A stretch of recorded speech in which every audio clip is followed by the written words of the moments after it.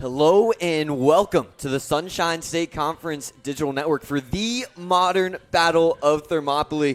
Last time it happened was 480 BC, but the Mocs are led by their own Xerxes, or should I say Brodsky in this battle against the Spartans of Tampa, not Sparta, after their voyage across the treacherous waters of I-4. It's the 34th meeting between these two schools. We got about 5 minutes to go till kickoff, and Tien, this is an exciting matchup here today.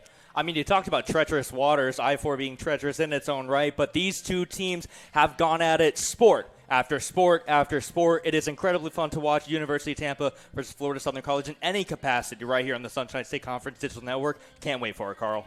And Tien, I was teasing you all day leading into this one. I've talked to some of the players and some people around campus telling them this fun fact, but I need you to guess for me. All right. So this is a storied series, like I mentioned. 34th meeting will be today. When was the last time the home team won in a matchup between Florida Southern women's soccer team and Tampa's? Oh, see, that's a tough one. You have to. I looked back about 10 years for this one. Let's go my birth year, 2002. 2015. So not not that long ago. No, too far. Okay, so 10 years. But then I need to add another question on top of that. Okay. Who was the head coach for Tampa when they won 2-1 at home in 2015? Well, this is something that we actually talked about in his first year that he was here. I'm going to have to say Jerry Lucy. It was Jerry Lucy in his final year at the University of Tampa. So it's been a long time coming for the home team to look to win. You mentioned the recent success of both teams, and it's been 2 straight ties so far, the last 2 matchups between these two teams, and both teams have really grown through the last few years. The Moccasins are looking like a brand new team this year. It's their best start to the season since 2022, and overall just conference success. The Mocs outperforming that 2022 team, which was the regular season conference champs, the only time the Mocs have ever been able to get that honor, and so far this year, it's been because of that defense. Yeah, I mean, when you really talk about both these teams, they've had stellar defensive outings, particularly for the Mocs. We're looking at somebody like Carly Brodsky, who recently just tied a program record just across the aisle as well. You have somebody like Leah Duhan, who has been such a strong performer for this University of Tampa team, stretching back even to 2 years ago when Duhan was a freshman, came here and had an exceptional performance here against Florida Southern. But that effort extends way beyond just the goalkeeper. That stretches all across the field, across all 11 players. And Tane, we try to come into every game with some keys to look for both teams, as both these squads are looking to find a way to get over the hump here. But we'll start with lineups first. For this Tampa side, we have Leah Duhan, Jalen Haas, Zoe Whitten, Lily Nava, Jess Brandon, Brooke Kittner, Sydney Dennis, Tara McDonald, Allie Wold, and Lauren Holshower, and Kendall Gooner. So, this Tampa team, they have some good experience, and a lot of them have some D1 experience as well. 4 of them have played at the Division I level in just the starting lineup. 2 more on the bench have D1 experience, one of them from FGCU and the other a graduate student from Syracuse. But let's talk about the Mocs, too. Carly Brodsky, we've talked about her a ton this year. She'll be in goal for the Mocs. Senior Jasmine Adamas up top as well. She's been bouncing in and out of that starting lineup, being a good spark plug off the bench at times. Isabella Payne, a D1 transfer for the Mocs. Jordan King returning to the starting lineup. Then we have Allie Draper from Middle Tennessee State. Samantha Markey from Stetson. Liliana Jeffries returning this year with Riley Hasagawa, Frankie Gadian, and Aaliyah Roberts, as well as Madison Mail Roberts. Another one of those transfers coming in this year. She came from the D2 ranks, and this will be an exciting matchup. And like I mentioned before going into those lineups, let's look at some of our keys to this game here for both the Mocs and Spartans. A beautiful graphic coming up on your screen here, made by yours truly. And Tien, what are some of your keys coming into this one? I mean, first let's talk about the Mocs real quick. I mean, you can see emphasis on plural, and I mean goals. Florida Southern has only scored more than 1 goal in a singular contest on 3 occasions this season. When you talk about competing against some of the more technically advanced teams as well as some of the better teams with an increased strength of schedule coming up, Florida Southern need to be able to find more goals, especially when they've proven that they can grind through some tough games. They're going to need to be able to put more goals in the back of the net when needed. And we'll take a quick break from our keys and have the colors be presented here at Barron Field. Florida Southern ROTC always doing a great job.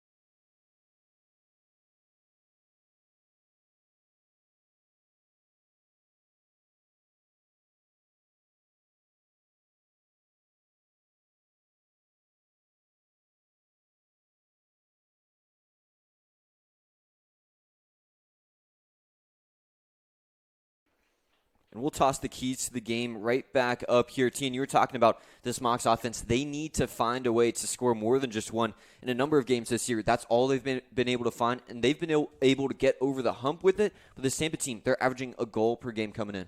Yeah, I mean, when you talk about the University of Tampa on offense, being able to sort of break through Florida Southern's backline is going to be a real challenge. Both of these teams have done quite well. It's ended up almost in a stalemate in the past couple meetings between these two teams, even tracking back to that 2023 meeting that I was mentioning where Leah Duhan was a freshman to put in a strong performance. But going back the other way, when you look at Florida Southern, they have an extremely talented backline, and they are incredibly athletic when it comes to their talent being put out on the field. So if the University of Tampa are able to contest this Florida Southern Mocs team, especially when it comes to their forwards being able to attack the back line, that's going to be half the battle for the Spartans.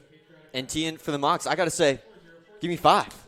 The Mocs, when they found at least 5 shots in a game, they're undefeated this year. Their only time they did not find those 5 shots was when they lost to Eckerd. If Florida Southern can find a way, just keep that pressure on the offensive end, I think they find a good result for them. And for Tampa, a very similar thing. Need to turn defense into offense. This Moxon team, they want to pressure you up top. They want to pressure you often.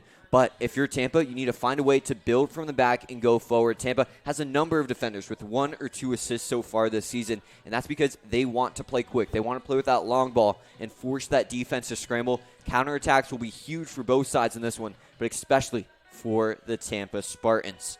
So as we head into this one now, Tien, we'll take the keys to the game off here. There's a lot more keys left in this one. Florida Southern, we've mentioned their offensive prowess or lack thereof so far. They're the only team in the SSC averaging less than 1 goal a game with a 500 or better record in SSC play. Additionally, they rank 6th in the conference with 0.6 goals per game, but also are first in the conference in goals allowed per game in SSC play with 0.2. And that's something I'll build on some more here, Tien, just to add even more context to how great defensively this team has been. Brodsky's been great, but this back line has been tremendous to make sure that she doesn't have to get tested too frequently. This defense is 3rd in the nation in goals against with .224, one of 3 teams in D2 who've allowed 2 or less goals through the first 10 games of their season. The only other 2 teams are the reigning national champs and number 3 Minnesota State, a team that's played 11 games, and number 17 Francis Marion. That's a big reason why the Mocs are asking, why aren't we ranked? Yeah, when you really look at this Florida Southern team, I mentioned a little bit in my keys to the breakdown. When you look at a team like Florida Southern, even if they're only winning a game by a goal or the only one who scored in a game and the scoreline ends up finishing 1-0, that's a championship quality team because they know how to grind games out. But when it comes to their offensive output and their ability to sort of maintain, I guess you could say, a lot of consistency from the back line, the University of Tampa are going to have to look towards their 2 leading offensive players in Brielle Johnson as well as Sydney Dennis today. Both lead the team with 2 goals on the season. They're averaging about 1 shot on goal per game, so you can at least guarantee that they'll get at least 1 opportunity against Brodsky today, but it's going to be up to that back line to try and stifle that. You can see the long ball there already. Gayton having to scramble before clearing that one away. Chasing up for the throw-in now coming is Jess Brannon, the junior from Huntersville, North Carolina. Gayton gets the head on it, trying to keep it in play here is Roberts making a return to play for the Mocs. Brodsky continuing to be a sweeper keeper, but the Spartans have it again. Tampa now working it back slightly, looking to reset a little bit and see how they can open up this Mocs defense. They'll go to that far side and back again. Working down for the through ball, but that right through to Liliana Jeffries. I mean, you see a bit of a change in the lineup for Florida Southern today. It's Isabella Payne, number 6, leading the line for Florida Southern, been often featured in the defensive part of this midfield. You also see number 7, Jordan King, getting her 2nd start on the season. Draper trying to push it up there, intercepted, and Tampa tries to keep it in play before it bounces out there. That one last touched by number 18, Allie Wold, the sophomore for them from Michigan. She actually scored in the last contest last year between Florida Southern and the game that ended 1-1. And that was a game where the Mocs had to really battle a number of injuries in that one, but ultimately were able to rally for the tie. Last year, though, a disappointing season for the Mocs, missing the SSC tournament as a whole. This year, they're looking for a very different result. Now trying to go with the through ball is Tampa. Madison Mail is in the area. The former center back showing that strength as it'll go off her and out of play for a short throw and right by that corner flag. Only one Tampa player near, now two coming in. It's Adames, Draper, and Mail in the area. King now in the one-on-one. McDonald dropping it back. Working backwards now is the University of Tampa. Don't have too many numbers inside, and Draper strips it away. Can she keep it? No. The defender too strong on the touch. She'll try to get back to it now. A poor clearance right into a black jersey, and now Tampa's back on the charge.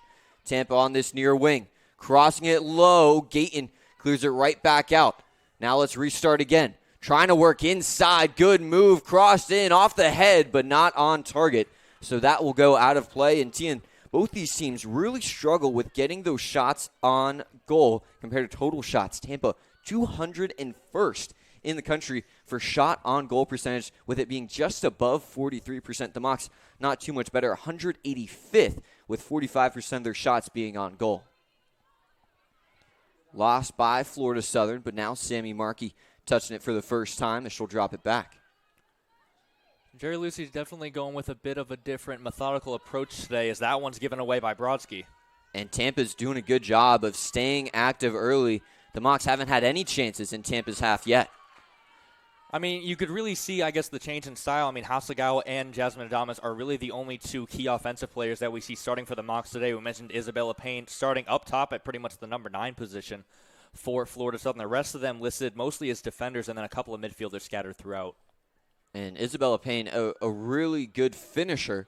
Hasn't found too many great passes from herself, but does a great job of getting open, and that's what you need Hasegawa to do. She's pushed up further today, like you mentioned, so very interested to see how they'll try to get her the ball. She has a ton of gravity, the All-SEC third-teamer last year, and I'd argue the best passer on the team.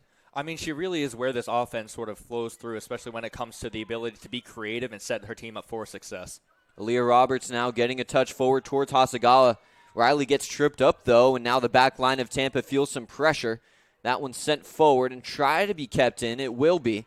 The Spartans now working back towards midfield. A good pass back, and the Spartans are looking methodical. Jeffries will track this one down.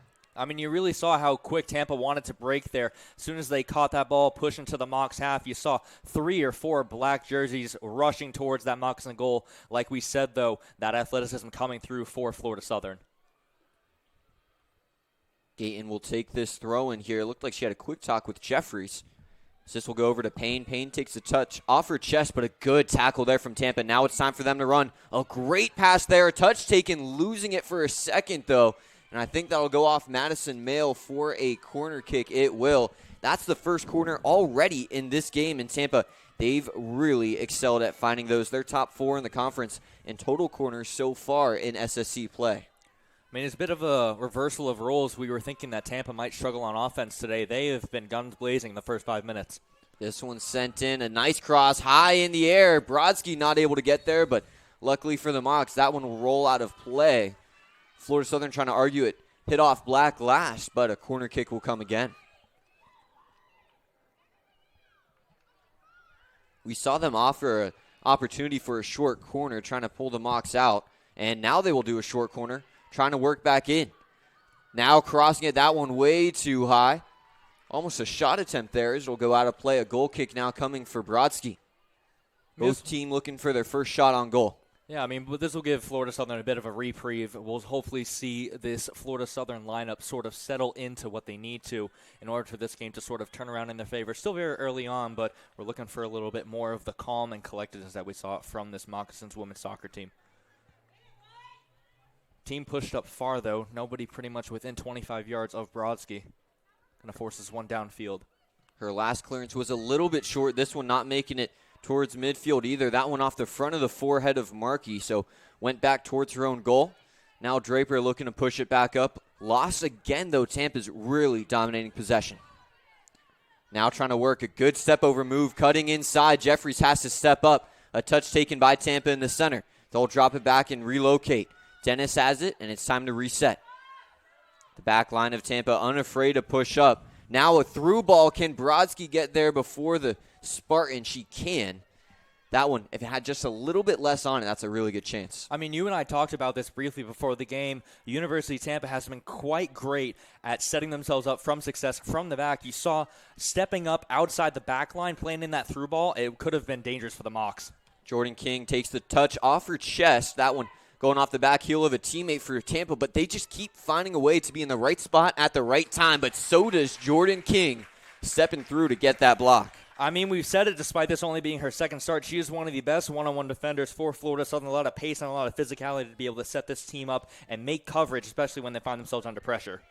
That one sent towards the box, but now given back out towards the wing. Adamas getting lost in her shoes. That one's crossed in, but will not stay in play. A great move there by Tampa. And number 5, Lily Nava, the sophomore from UCF.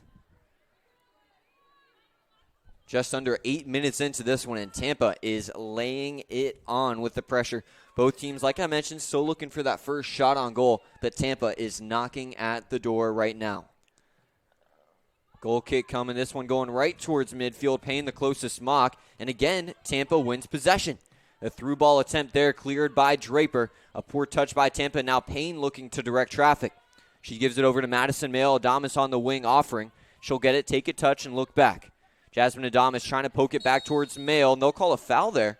Trying to control this game. Florida Southern, one of the most penalized teams in the SSC team. Yeah, Florida Southern coming in today with 115 total fouls called against them, tied for or I guess you could say the most in the conference. On the other hand, though, University of Tampa are a little bit lower on that spectrum. Coming in today, though, with only 2 total yellow cards compared to Florida Southern that sit currently with 8, as well as a red card on the season penalized against their players. And Gayton, you can see taking the free kick. She's the one player with the red card so far this year, as that will be sent right towards the keeper for her first chance of the game there for Duhan. I mean, it's a bit disjointed right now, Carl. Florida Southern just doesn't seem to be able to get that first ball in the air, and all of a sudden, once it comes down, University of Tampa is first to it. Once again, heading back in towards possession, but this time the Mocs have it. Hasegawa trying to flip it forward. Jasmine Adamas is there. One touch and can't get it past. That was a great opportunity set up there by Hasegawa. Markey now back to Riley. Riley Hasegawa trying to load it up. That one, I don't know if it was a shot or a pass there, but it was off the mark. Hasegawa flicks it back, trying to get back into position, but Tampa will regain it. Call it a Casas curse, Carl. Just as soon as I say it, University of Tampa on the way through, but Florida Southern found themselves with the first clear-cut opportunity. Tampa now moving around. Hands in the air there from Haas, the other UCF transfer. One of the 2 sophomores from UCF, Jordan King, trying to send it forward, but loses it immediately there as Nava is in the way. Haas now dancing. You can see those D1 skills there, as that will be knocked out of play for Tampa to throw it in again. Or no, Florida Southern will get it. A bit unlucky there for King. Looked to break down the sideline. You see either Hasegawa as well as Adama streaking down this left flank, hopefully opening up passing lanes for the Mocs. Won't go there. It's Draper now on the throw-in. Draper trying to go down the line towards Payne off the back of her head. Now Hasegawa coming back in. They'll call a foul there on Payne, pushing the back, as the foul drawn there by number 5, Lily Nava. Didn't get to touch too much on it in the pre-show, but Florida Southern coming off of a recent win 3-0 against Edward Waters. Non-conference game as Edward Waters plays in the SIAC, but Isabella Payne, one of the 3 goal scorers. Payne's done a good job of, when she gets a chance to score, she puts it on target. Now trying to work is Tampa. Tampa looking across, and good shot there by Adamas. 5v5 right there, and Adamas able to keep her ground. Give me 5, Carl. There we go. There we go. 2 in 1 game. What more can you ask for? 2 high fives and 2 great teams on the field. It looks like they want to play short again. You can see Haas coming over. She's good at her feet, but this one will be sent in high off the head of Jeffrey. Still not out of harm's way, though. Riley Hasegawa trying to chase it down, but a good move there by Tampa to get her off the scent. Now Hasegawa coming back, a strong challenge. This will be crossed in. They'll call a foul there on Riley.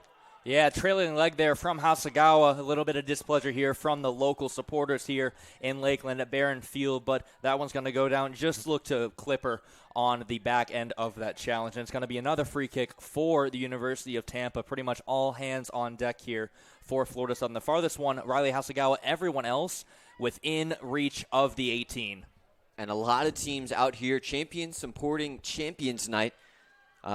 Big shout out to Florida Southern SAC making sure all these athletes coming out to support. I can see baseball, basketball, swim, all of the above here supporting these Lady Mocs in this 0-0 game. Free kick coming here. A good set-piece opportunity for Tampa. And the refs saying, not tonight. I don't know if that was directed toward the players or the fans, but we'll get it off.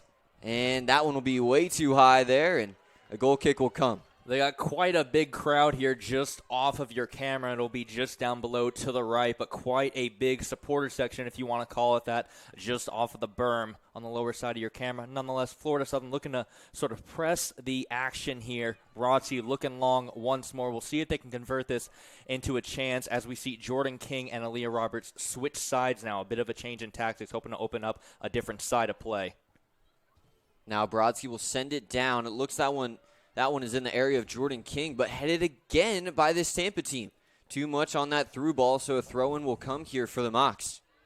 I mean, you're seeing Florida Southern suffer a little bit when it comes to being able to pick up balls from the midfield. Adamas and Hasegawa just seem to be a bit out of the game at the moment, despite connecting earlier on an opportunity. And Tampa continues to dominate possession here. They'll work down the field. Aaliyah Roberts matching up 1v1. And she stumbles a little bit before a nice tackle. Staying on her feet, though, from Tampa. Cross in. Gayton with the clearance, but finds the feet of a Spartan. That pass back up, working inside. Jeffries clears.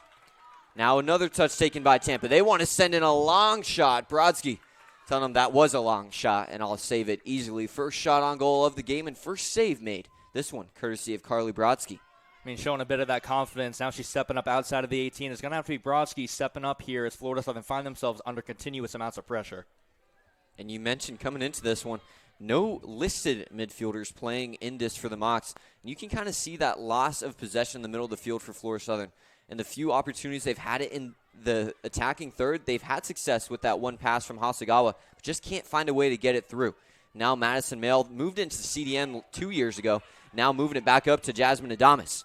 Jasmine Adamas looking to switch field over towards Hasegawa. Will that pass make it in time? A strong challenge. Hasegawa stays on her feet.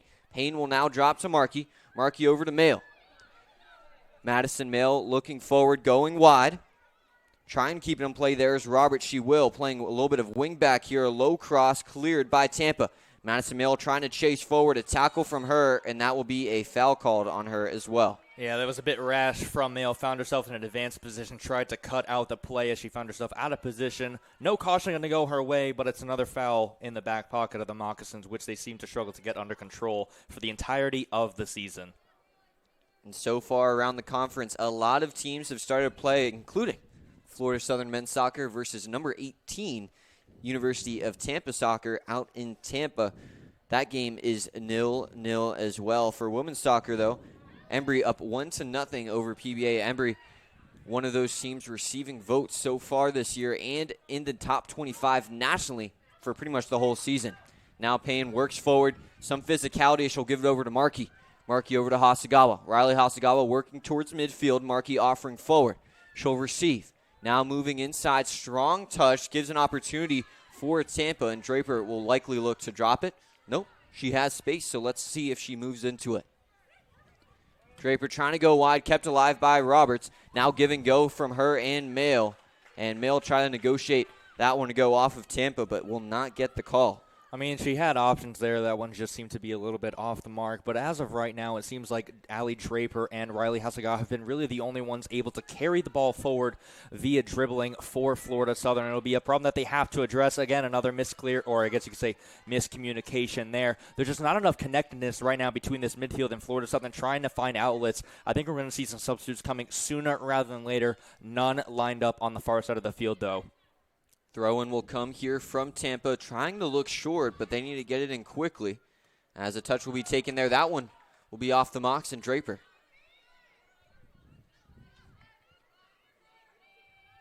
Nava taking the throw-in again. She has options down the line, offering short as her former UCF teammate. That one knocked away by Roberts, but sent forward. And again, this back line by Tampa pushing up and forcing this Mocs team to try to play short. A clearance there, and now looking to reset is Tampa. The Mocs keeping the pressure up, but just don't have the numbers forward to really do anything with it. Jordan King now flipping it over, but controlled again by the Spartans. Tampa now winding around the field, feeling pressure from Markey, and they'll drop. Tampa's sending it forward. Touch taken. Jordan King getting in the area. Hasegawa with a nice flick, and that one will go out of play, but no, kept in play. I thought maybe it found its way out of bounds, but Brodsky will have it and give it over to Gayton. Gayton now inside of Markey. Quick give-and-go action, and that will go off Tampa. Looks like a sub's coming in soon. I see two players standing right by Jerry Lucy, Mocs head coach, former University of Tampa head coach, the 2007 national champ at Tampa, as King will throw this in. A touch taken there, and so far, this is the best season Lucy's had here at Florida Southern. Has really helped these ladies get going, especially on the defensive end. Roberts misses the tackle there, and looking for a call was Tampa, and they'll say, nope, it's good physicality, and they'll go down the line now. Keeps that one in. Surprisingly, Tampa continuing to try and push forward. No pressure from the Mocs except for Hasegawa on the dribble now. Working around again is Tampa. They've done a great job moving in the midfield. Now slowing the pace. Tampa looking to wind back.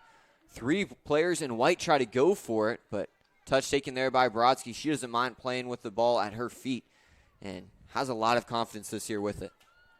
Yeah, it's been rewarding for the Moccasins, especially when it comes to recently tying the program record, putting those saves, as well as trying to give her defense confidence and being able to step out of the line. Adama is now looking for control, won't get it. And a stoppage in play here. A quick chat will be had by the ref, and we'll have subs coming in as well. It's like number 17, Ava Hackworth, freshman for Florida Southern, has appeared in every single game for Florida Southern on the season as a substitute. Doesn't look like she'll come in just yet, but looking to add some offensive spark. She scored her first goal just a couple of games ago, looking for her second of the season in this one as she comes on shortly. Tampa moving it back over towards the Mocs bench. A touch taken, that will go out of play. You mentioned Hackworth. She has been a great energy piece for the Mocs off the bench. A huge, huge contributor when the Mocs haven't been able to find offense, and they're looking to use her again here. Coming in is number 26 for the Mocs as well, and Jamie Klein, the sophomore midfielder from Denver, North Carolina. It'll be Adamas and Jordan King making exits from this game. Klein has been able to function as both a left back and a right back for this Florida Southern team, tracking back even to last year, hoping to add a little bit of security for the Mocs. Touch taken there by Mayo off the outside of the boot, controlled though by Tampa. Will go out of play and will be the Mocs ball, a throw-in from just past midfield.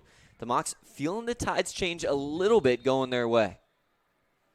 And making sure that they're in the right spot there for the throw-in. Hasegawa offering short, and she'll get it. A nutmeg there over to Markey. Now Sammy Markey over to Madison Mayo. They want to stay on that far side, over towards Hasegawa. She gets a head on it, a through ball off the header towards Payne, and they'll call her offsides. Yeah, nice thought there from Hasegawa. Seemed to be a little bit out of the range of the header, managed to flick it through, but unfortunately Payne was just a step offside. You'll see her adjust her position a little bit, now dropping a little bit further back with Adamas dropping off into the substitutes pool. It'll be Hackworth leading the line with Hasegawa just off to her right. Payne flicking it up in the air. Controlled by Hasegawa. Always a great first touch from her. She's attacking down that far side. A great fake. Now trying to cross it off the chest of a Tampa defender. Riley not quitting on this one. That one's clear, Tien. And I'll let you say it. It's a gift on Ingram Avenue for all of you on Florida Southern College's campus. Head right over to the Central Street on campus. A gift is waiting for you. And if you want, you can bring it over here to the press box. I don't know if you want us to sign anything. Probably not for me, but Tien will sign something for you. I got a in pen exchange. Here. Throw in coming. That one flicked towards the sideline, but kept in play there by the Mocs. And now Tampa is charging back towards the Mocs in half. Jeffrey stepping up. Markey taking a touch and giving over to Payne. Payne back to Markey. Markey now working forward. Markey trying to get a long ball there towards Roberts, but will go out of play. I mean, it's something that Florida's going to have to watch, tracking back about 2 plays ago for the University of Tampa. On the counterattack, you see number 10, Sydney Dennis, one of those leading goal scorers for the University of Tampa, found herself unmarked, streaking down the right flank. It's going to have to be something that Liliana Jeffries or Frankie Gayton have to try and cut out the passing lanes if that happens to be something that manages to find its way through. Throw-in coming here for the Mocs. This one going towards the box. And going up in the air and now looking to be cleared by Tampa. Florida Southern keeps the pressure up, though. Madison Mayo taking a touch and has it for the moment She's looking for some help here as it'll be cleared and another throw-in will come. She'll do a somersault almost with that. I don't know, almost a back handspring, I guess, as it'll be dropped back towards her. Mail now working backwards. Has an option in Draper, but a poor pass there. Some physicality from Tampa as that will be poked away by Draper, and a throw-in will come for the Spartans. I mean, regardless, it seems like Florida Southern, once they find themselves receiving the pass, they have very limited options, especially in these wide angles. You saw Hasegawa out there trying to look for opportunities when she found herself in a little bit of space, but no options for the cross. In this case, Madison Mail tracking back, not able to find options to maintain possession. As Florida Southern try and go forward once more with Hackworth and Hasegawa. Hasegawa now working around, gives it over to Payne, but just poked away there by Tampa. This one will go back towards the Mocs in half, and they'll get to try it all over again. Another score update for the conference. Nova Southeastern is not playing in conference play on the women's side, but they're up 2-1, the number 11 team in the country over Flagler, a Southeast region opponent. Now Payne with a nice back heel there to Roberts. Aaliyah Roberts looking to keep the highlight going. She gives it up to Hackworth. Hackworth tries to send it back towards Aaliyah. A strong touch from Mayo will lose it. Now trying to center. Good challenge there from Markey. Oh, and they're going to call a foul? I don't think it's going to end up being a foul. I think it's still going to that's be a throw-in. Yeah, it's going to be a throw, and it's going to say coming off a contact. No, that's a throw-in. Okay, I was about to say, because that was a great tackle. As a former defender myself, if you can get as much ball and a little bit of opponent as possible, that's as good as it can get there. Throw-in coming for Tampa. Fortunately, from what I've heard from you, Carl, a lot of it was all shin, no ball. Well, you always had to sell just a touch of the ball before you get the shin. Make sure you send a message, but none of the Mocs will do that because they're actually good at soccer, unlike I was. Another throw-in will come here for Tampa. Florida Southern still yet to register a shot. Overall, not even on target. University of Tampa have just that one so far. 5 in total, looking to add their 6 and more with this throw and inside the Mocs, close range inside their attacking third. A poor touch there from Tampa leading to clearance from the Mocs, but Tampa, they'll look to get right back to it here. Controlling this one is Holschauer. Now going wide, and she'll look to push it back up. Far side wing. Continuing the pressure here is Klein. Staying in front of her, but a good move again by Tampa. They're just dicing up this Mocs defense, and a poor shot attempt there, and easy decision made from Brodsky. I think we're seeing a little bit of that trend that we mentioned where University of Tampa so far hasn't been able to put together consistent offensive efforts, especially when it comes to testing the goalkeeper. In that instance, found themselves in a great position offensively, just like the Mocs are right now, looking for more with Payne as that one's going to be taken away by UT. Going to be a stoppage of play. Not really sure where that's going to come from. Yeah, I'm not sure. I think a little chirping. Yeah, the ref said no more. So yeah, players just having fun, but the ref keeping everything at bay. And you mentioned the Tampa team not being able to capitalize on too many shots so far this year. They're third in the conference in shots and shots on goal. But like we mentioned, that shot on goal percentage still something they're looking to improve upon this year.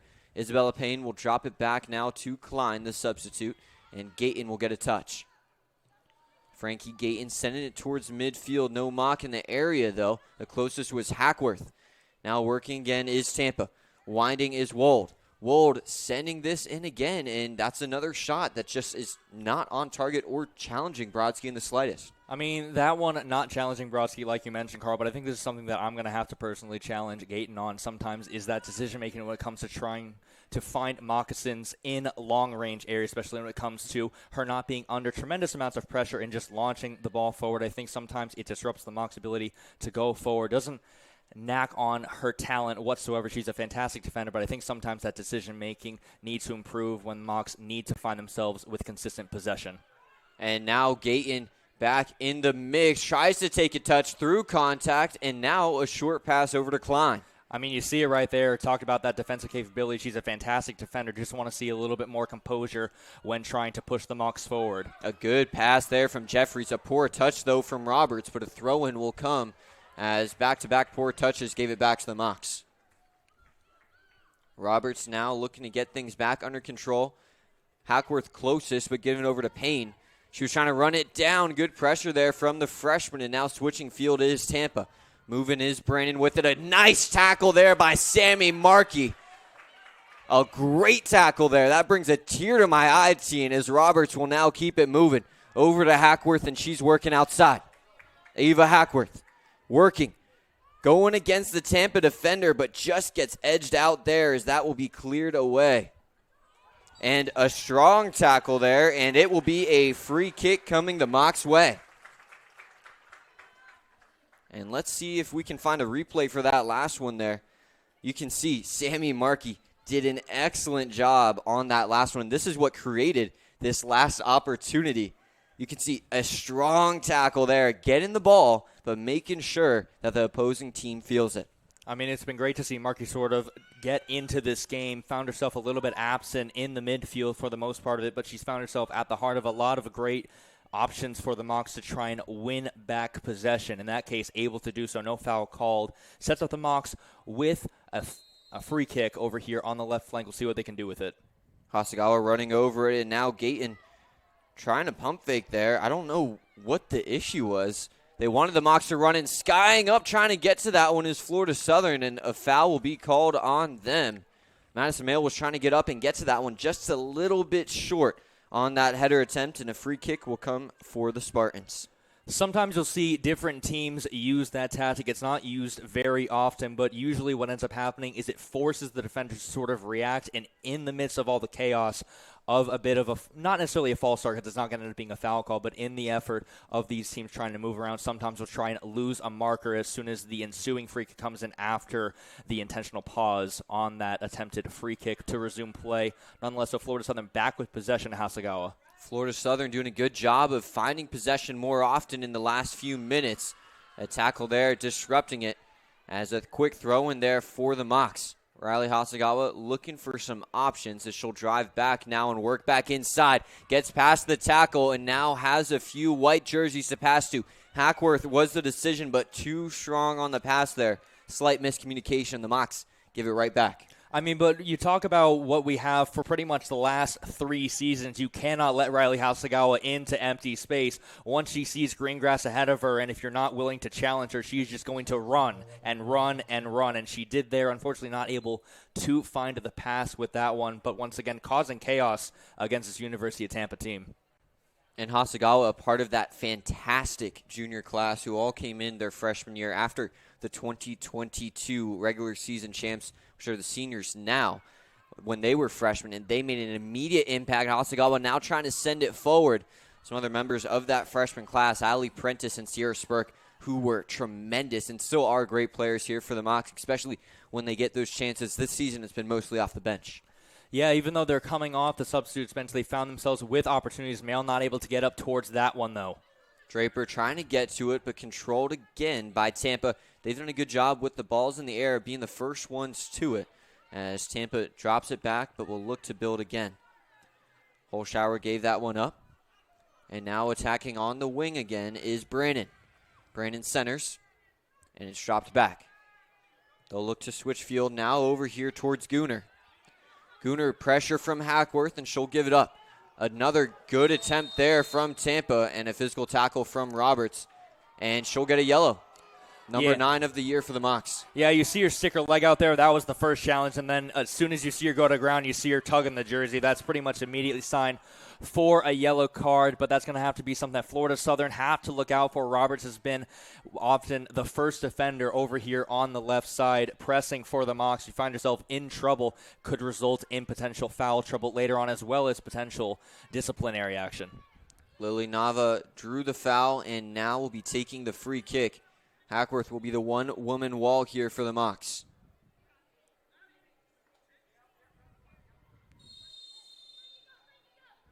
Looking short is not Navas as she'll cross this one in. That one gets over the first line of defense for the Mocs. Off the back of Hasegawa, and now tangled up again is both sides. Riley Hasegawa getting in the mix and getting the foul call. I mean, she is such a tough player to play against, really crafty when it comes to even just drawing fouls. You see her stick her leg in there, even though she's up against 2 Tampa teams, goes down, draws the foul, and it's Mocs going the other way. And with Roberts picking up that yellow, interested to see When DeSantos will make an appearance in this one, the freshman has been huge for the Mocs so far this year. Not starting in this one, but started pretty much every other game this season. Hackworth now trying to work down this near side, has it poked away, and Roberts will take the throw-in. Roberts now going down the line towards Hackworth. A touch taken by Tampa, trying to work around, and another beautiful tackle. Tian, they're putting on a masterclass. I have to say, all ball, no shin there for the Mocs, really putting together a solid defensive performance. But once again, we have to mention that they have found themselves in positions where they've been committing fouls. It's going to have to be something that they watch out for, trying not to give up too many. A good job there by Jeffries to push it forward, showing the aggression there from the center back. Now Allie Draper trying to push it forward. A strong touch there, but controlled by Markey. Gives it up to Isabella Payne. The D1 transfer for the Mocs. She'll try to get back to it, but will not get there in time.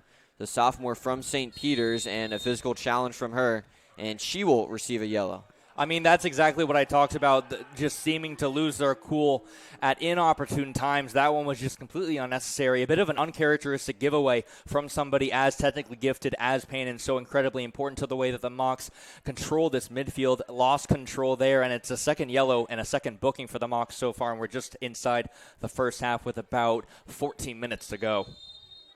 And Payne at times this year has gone in some trouble for that extra added physicality when she's upset with calls. Needs to find a way to, like you mentioned, stay cool for this one. She can be a huge contributor today if she stays in the game. Brodsky wants to play this one at her feet, doesn't want a goal kick, and now the team will move forward to set up.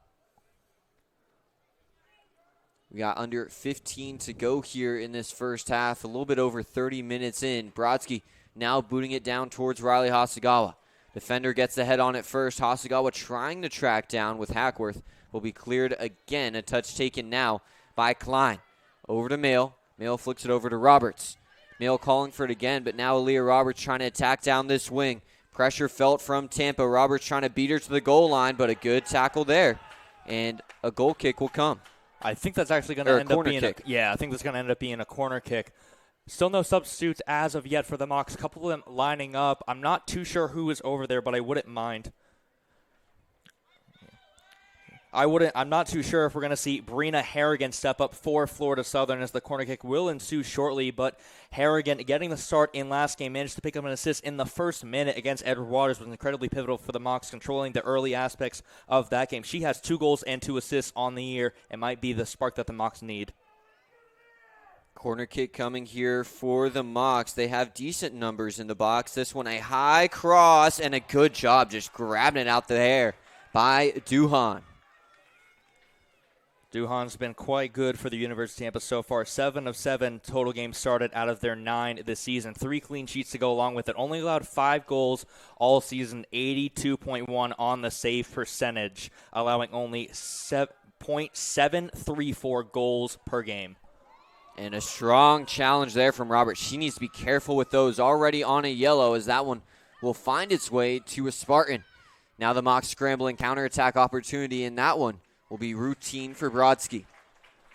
Yeah, I think I see 2 substitutes set for the Mocs. Looks like Sierra Spurk might be one of them. Another offensive option that you mentioned is part of that same class as Riley Hasegawa, but it doesn't seem like Roberts has been able to find her footing in this game so far, and it's almost cost the Mocs on a couple occasions. I think I might see Megan Ronimus looking to come in as well for the Mocs, but we'll have to wait and see. Riley Hasegawa has time, so she'll give it over to Gayton. Making a follow-up run, though. Now trying to have some give-and-go action. A pass there too far forward from Hasegawa, and now a throw-in will come. Let's see what those substitutes will be. One will be coming in for Tampa as well. Looks like it's number 22 exiting for the University of Tampa. I could be wrong about that one, though. A little tough to read their jersey cross. 21 coming in. It's like whole shower. Gonna be the she one was already back in, so we'll look to get the right numbers for that. Megan Ronimus, one of the Mocs coming in for this one, and the other being Spurk, like you mentioned, Tian. Yeah, it is Roberts, and it looks like Hackworth taking the exit into the substitutes pool for Florida Southern. And 17 coming in for Tampa. That's Kaylee Gibson, a freshman from Broken Arrow, Oklahoma. She's featured in all 9 games for the University of Tampa so far, all amongst the substitutes, but regardless of that, found herself with 1 goal on the season. Throw in now for Tampa. They'll look to go down the line. The Mocs trying to be the first ones to it, but Tampa again gets there first. Spurk centers it now to Payne. That's Hackworth trying to work through. Hackworth gives it back, and the Mocs just lose it again. Let me confirm who went off for Florida Southern, because I thought I saw Hackworth go off. And now working again is Gayton. She'll pass it back up. Working around, a nice move there for Florida Southern as it'll be sent back. Klein was having some fancy footwork there. Lost thanks to Markey. Markey now dropping it back towards Madison Mail. She may look to switch as moving up is Ronimus. Ronimus tries to flick it forward, but not enough on that one as Tampa will get ahead on it and move forward. Tampa now on the counterattack. Gayton able to get back to slow it down a little bit. Ronimus gets lost for a moment as Tampa is winding back inside. That was Dennis with it before dropping it back. It was Isabella Payne stepping off for the Mocs, so number 6 stepping out for Florida Southern on that one. My apologies on the missed substitution. Yeah, so Payne and Roberts both coming off the 2 yellow cards off the field. And Tampa looking to build back forward. Nava has it. The sophomore transfer as this one will try to go wide. Ronimus loses it but gets the touch on it there to clear it forward. She'll lose it, though, off that clearance as Haas will drop it back. Attacking back forward is Gooner. Now near side, Hasagawa with a strong challenge. Looks like she's a little bit shaken up there after that one. Gooner moving forward. Hasagawa still on the ground here for the Mocs. That is not a good sight. This one will be sent center and will go to a pause and play here. Riley Hasagawa will look to get off the field here in a moment. We'll take a quick break, though, on the Sunshine State Conference Digital Network as the Mocs bring on their athletic training staff.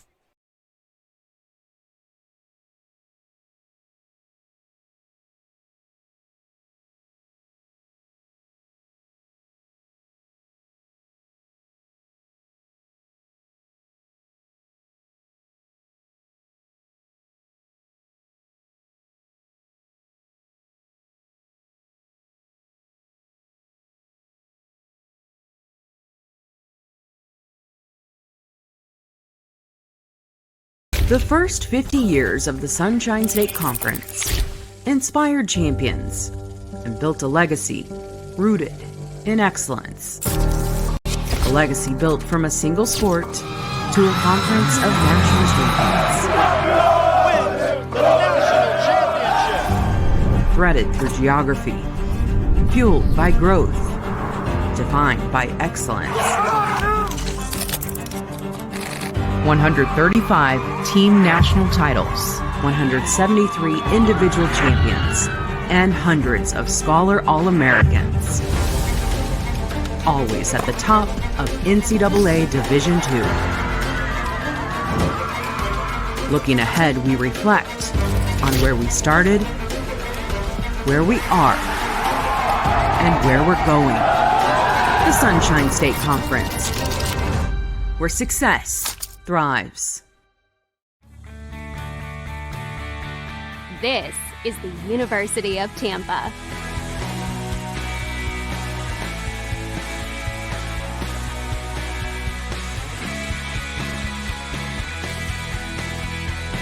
Explore your dreams. Discover your talents. Get ready to invent, innovate, and be a leader. This is the University of Tampa. Did you know that love of sports is the #1 reason most people start officiating? And verbal abuse is the #1 reason why most quit? Act with respect and be officially human.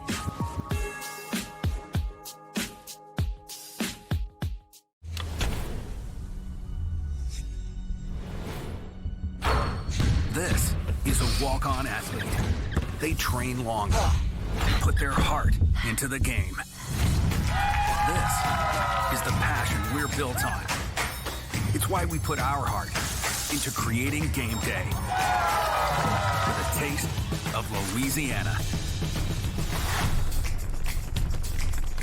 Walk-ons, we live for this. I remember when I was young, Grandma would cook the Still smell Mama's skillet cornbread cooking in the oven. I can even taste the fried chicken. We've kept that same tradition going at Fred's Market. People come from all over to enjoy our Southern recipes while being served by folks that are Welcome back to the Sunshine State Conference Digital Network. Hasegawa was helped off the field there. Coming on for her is Julia Zanowski. The Mocs looking to find a way to bounce back without arguably their best player on the team throwing now in the Tampa half. Yeah, we're hoping Hasegawa is okay and that the injury isn't too serious, but nonetheless, it's always tough to see somebody with her talent go off the field. Regardless, though, Florida Southern looking to try and engineer some offensive ingenuity with this one. A substitution with Zadanowski coming on. She will step into more of the left back / left wing back, being able to put together some offensive and defensive energy for Florida Southern. It's going to be Ava Hackworth and Sierra Spurk leading the line now. It's Ronimus now stepping into that 10 position. Trying to push it forward now. A touch taken, but lost by Hackworth. The Mocs trying to challenge there. Klein showing the pressure up top. Now Spurk chasing. Showing some speed there. We haven't seen in a little bit. As Tampa now trying to work back inside against the Mocs. Jeffries in the area. Dropped back, though, by Tampa. And now they'll work near side towards Navas. Over to Gooner. Pressure from Hackworth. Gooner moving up. Passes it forward and cleared there by Gayton. Nicely done, stepping up from Gaden. You're going to hope to see some offensive action from Sierra Spurk. Scored an incredible goal against Edward Waters University. One touch, rolled up onto her, and then fortunately found herself with a little bit of space, cracked a shot into the top left corner, put the Mocs up 3-0, and that was our first goal of the season. We're going to hope for more of that in this game. Good job there by Spurk, disrupting that one again, and a pass through. A good move again by Ronimus. Now Ronimus, she wants to send it in. And that one had some good pace, but not too much of a test there for the starting keeper in Duhan. That's the first shot on goal for the Mocs, so something better than what we've been seeing offensively. Yeah, nicely done by Ronimus, showing a lot of energy, showing a lot of intensity, and says, why not? Makes herself test the goalkeeper, although it still ends up in the gloves of Duhan. It's back with Markey, though. Skewed clearance, not going to end up with the Mocs. A touch now dropped back for Tampa. Using that back line more in these latter moments of the first half as they'll try to go long. The Mocs have disrupted it, though. Zanowski has some decent pace. She'll look to center it. A good pass there from her to Hackworth, but she loses it there. Now Tampa trying to build on the counter. Jeffries the closest Moc, showing pressure, and they'll drop it back again. Navas now over. Centered again by Tampa. They're playing quick.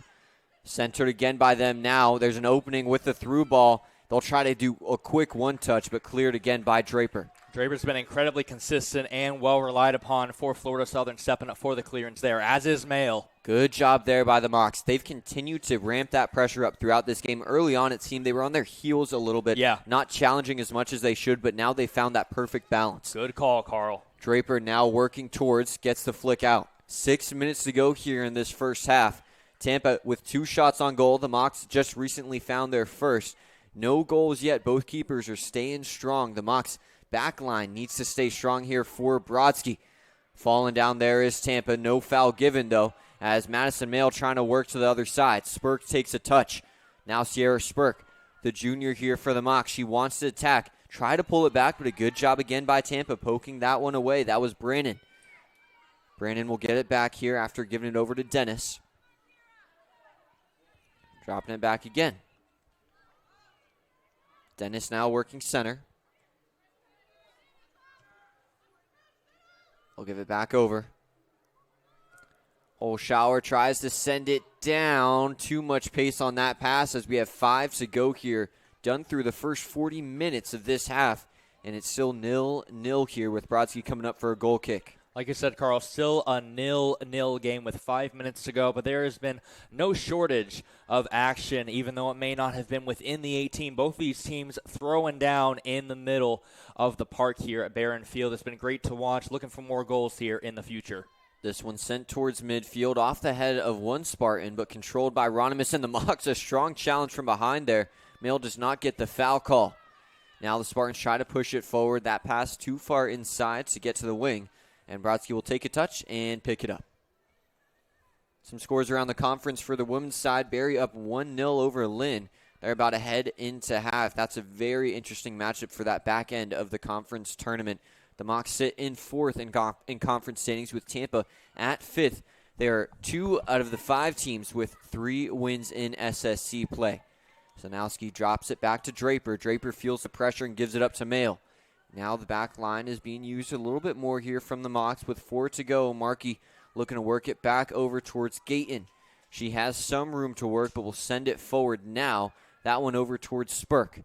Sierra Spurk has Ronimus center. She wants to keep it with herself, though. Sierra Spurk now trying to work, lines that up, but will not be lined up on target. Wide of the goal right, and we have 3:40 to go.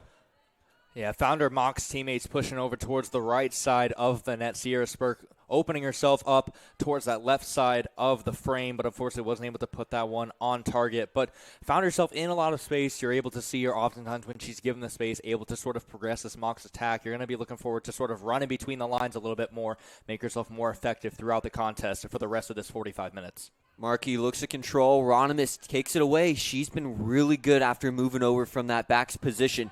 Now Hackworth showing the physicality. She gets tackled, but a great one there. That was a good gamble by Tampa, poking that away in what was a sure shot on goal. I mean, it's just incredible defending. You really have to try and put your leg right in there in front of the ball and able to do so. Great challenge sneaking that one in with no contact as well, keeping it clean here inside their own 18. But the Mocs currently have a chance to try and spoil the party. Yeah, that tackle almost made me catch a cramp because I got so scared it was about to be a PK. That a high cross in for the Mocs, but no one able to get anything really from it, as it'll be sent up in the air and will go out of play for a goal kick. Trying to identify who that was, because that was a fantastic tackle. I want to give them the credit that they deserve, but just a little bit hard right now across the far side of the field to read that red up against the black. Another goal kick coming here for Duhan. This one short of midfield by a decent amount. A header from Spurk. Pressure from Hackworth, but in no rush to get there as it'll be cleared away. Gayton now trying to push it again forward, but lost by the Mocs. Tampa looks center. They'll try to work inside in this final chance. A good touch outside. Now Tampa looks to build. Tampa on this far side, guided by Klein. A good step over move. Now Gayton gets in the way. A corner kick coming.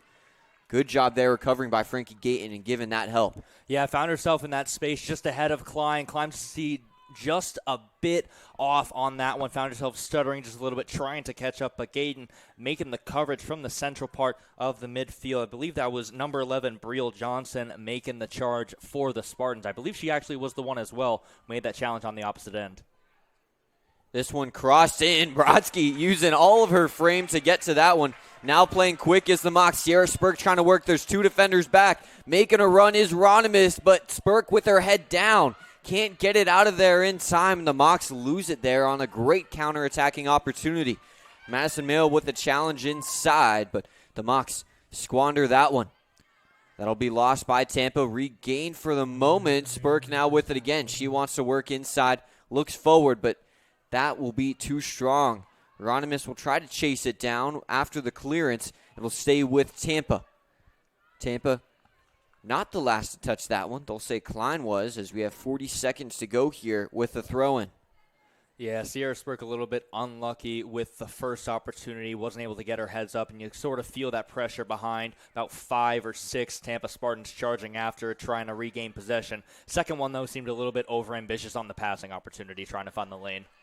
Gayton now has it. She'll drop it back. It looks like the Mocs may try to just find their way heading into half and not allow any more opportunities for Tampa. As the Spartans regain it now, Mail trying to work back. And they'll call a handball on her right at midfield. 10 seconds to go. Let's see how much urgency is here. As it'll be blocked by Ronimus. And she'll get a yellow for time wasting. That's the third yellow already of this game and third of the first half.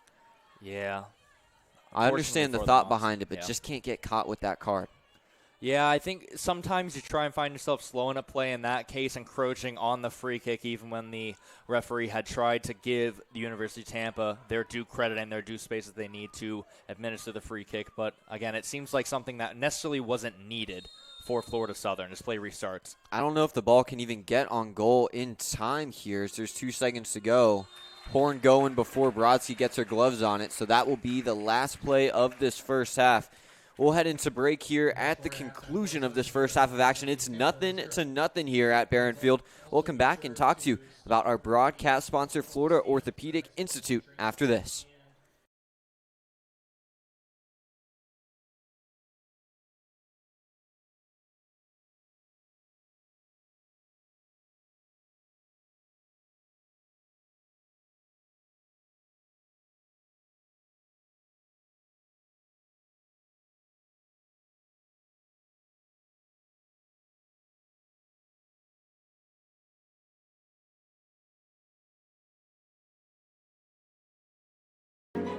The first 50 years of the Sunshine State Conference inspired champions and built a legacy rooted in excellence. A legacy built from a single sport to a conference of national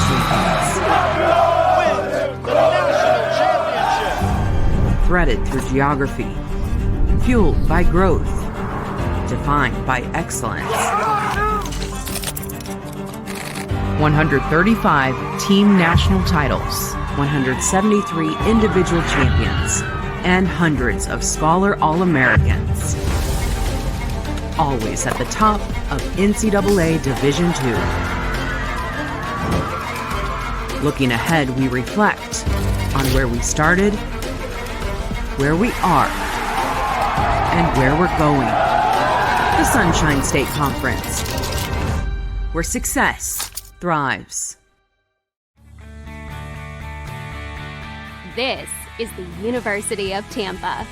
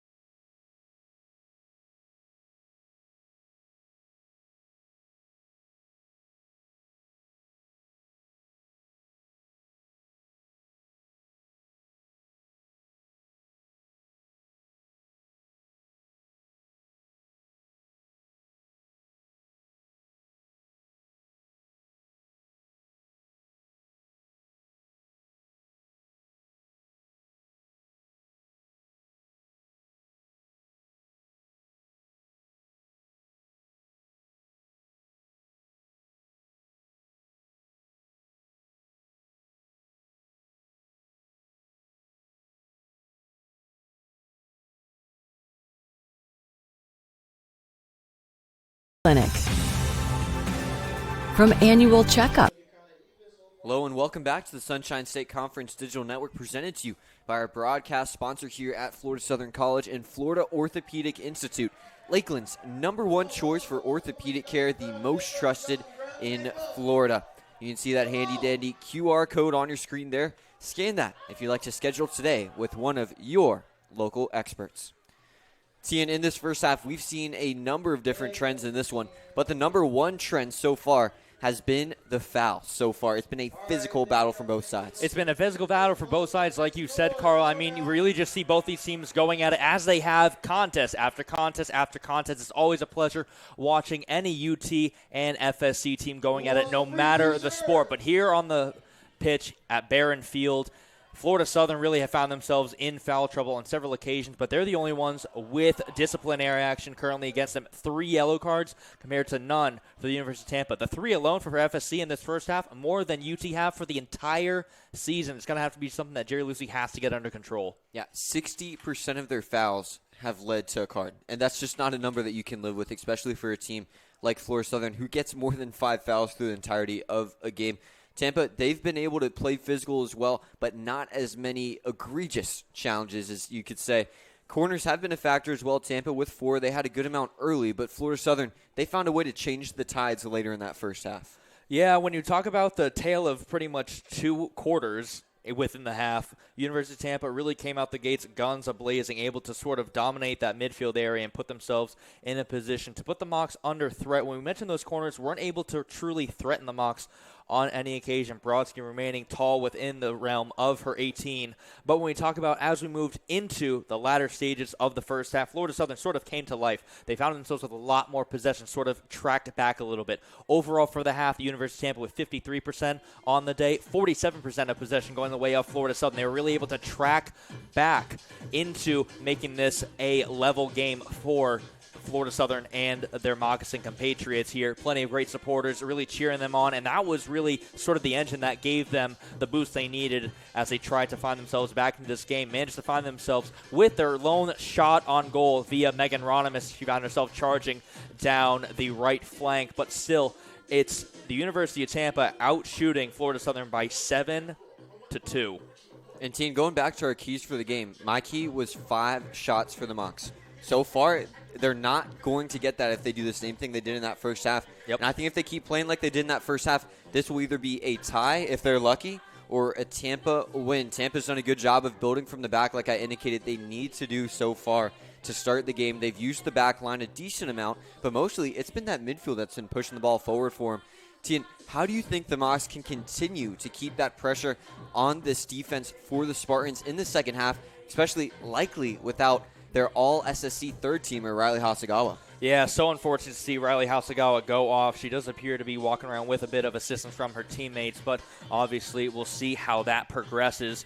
Goes back to the original question, though, because I asked this as a question. Can they find goals? And we mentioned plural. Currently, they have none. As of right now, Florida Southern just haven't been able to connect the dots between progressing out of the back, which they found most of their possession with their defensive players, pushing it into the midfield and seeing if they could put their offensive players in good positions. They haven't been able to do so. Found a couple of ways at the latter stages of the half, but as of right now, it hasn't worked out for them. They're going to have to try and break down this Tampa defense, and I'm going to want to see a bit of a different tactical approach from Jerry Lucy. Strictly put, they're going to need to be able to find more ways to progress the midfield into being able to put numbers in favor of Florida Southern, especially when they find themselves in the attacking third and giving them more options to move the ball around that 18. We've seen an emphasis of attacking on the wings here for the Mocs, especially on that far side with players like Ronimus when she was lined up out wide. The Mocs, though, they found success with those because they were offering options on the same side as they were attacking. When they didn't find success early, that's because they kind of had players on islands. You had some options back, but you didn't have options short and by you, forcing you to try to make those long crosses or work around 2 or 3 defenders. That's been a big adjustment for the Mocs to close that first half and something they need to continue to do. I think a big part of that will be seeing who they come out with to start in this second half of action. How much will it still be defensively focused, and how much will there be an emphasis on the play at the midfield? We talked about it a little bit off air. Isabel playing a great finisher for this Moccasin team, but still the Mocs need to find a way to find that connector with Hasagawa off. She is normally the engine for this offense, and the Mocs need to find a solution to really work it around. Markey's done a good job of challenging and helping start that. Hackworth does a good job of making those runs, but they need to find that connector. Interested to see when DeSantos may come into this one.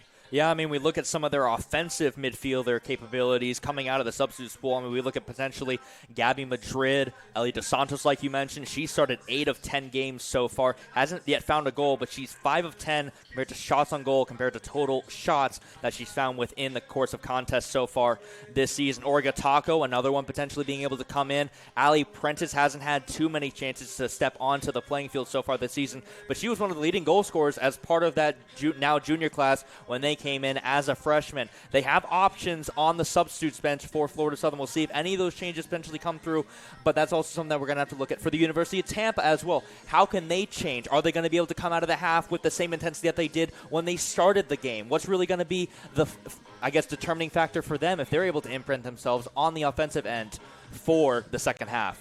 And then one final thing before we head to add here.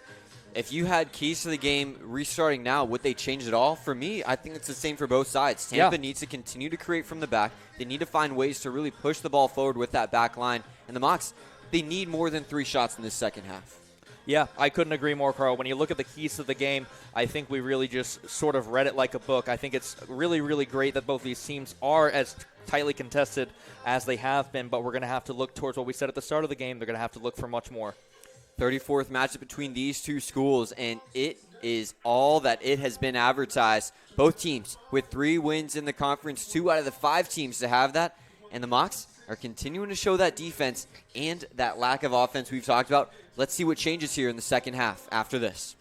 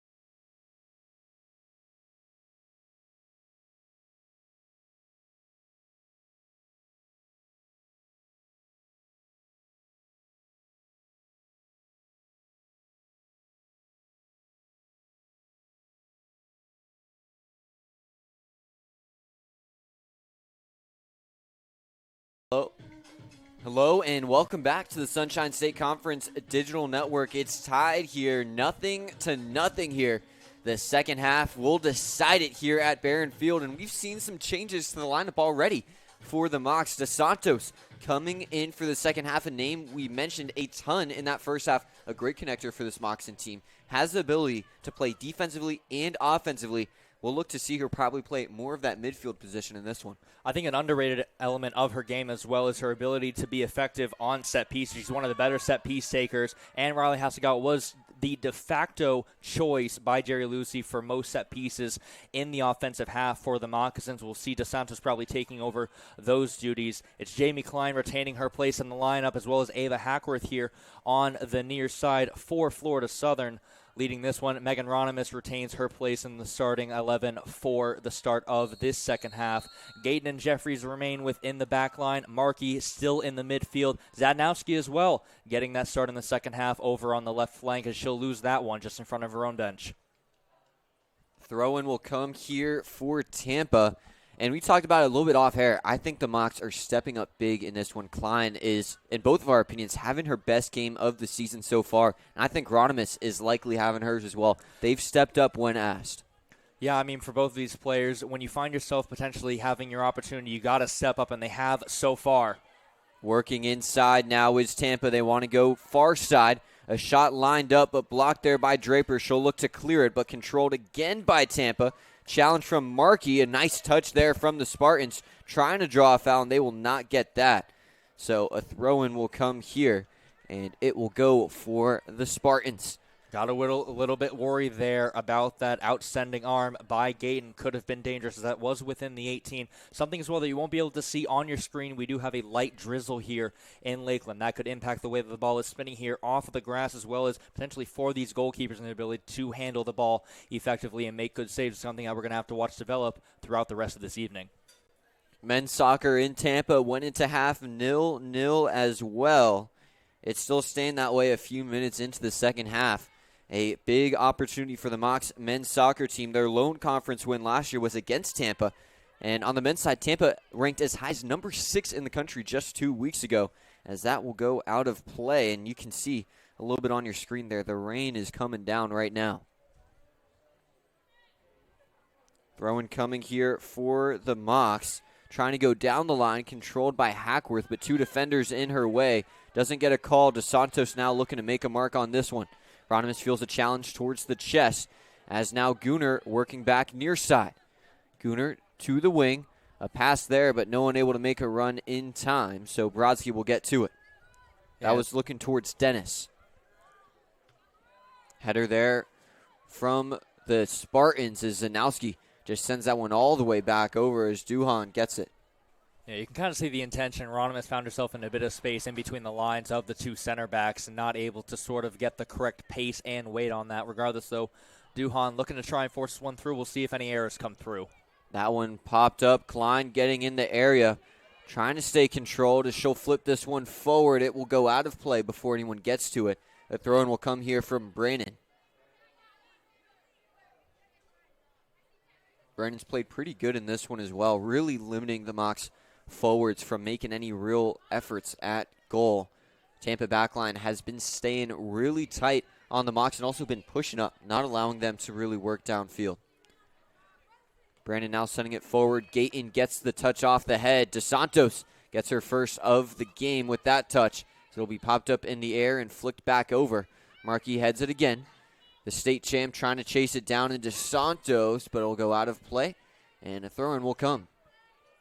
DeSantos, one of a number of players from St. Anthony's up in New York State, was a state champion there, one of the top teams in the entire state there that she was a part of.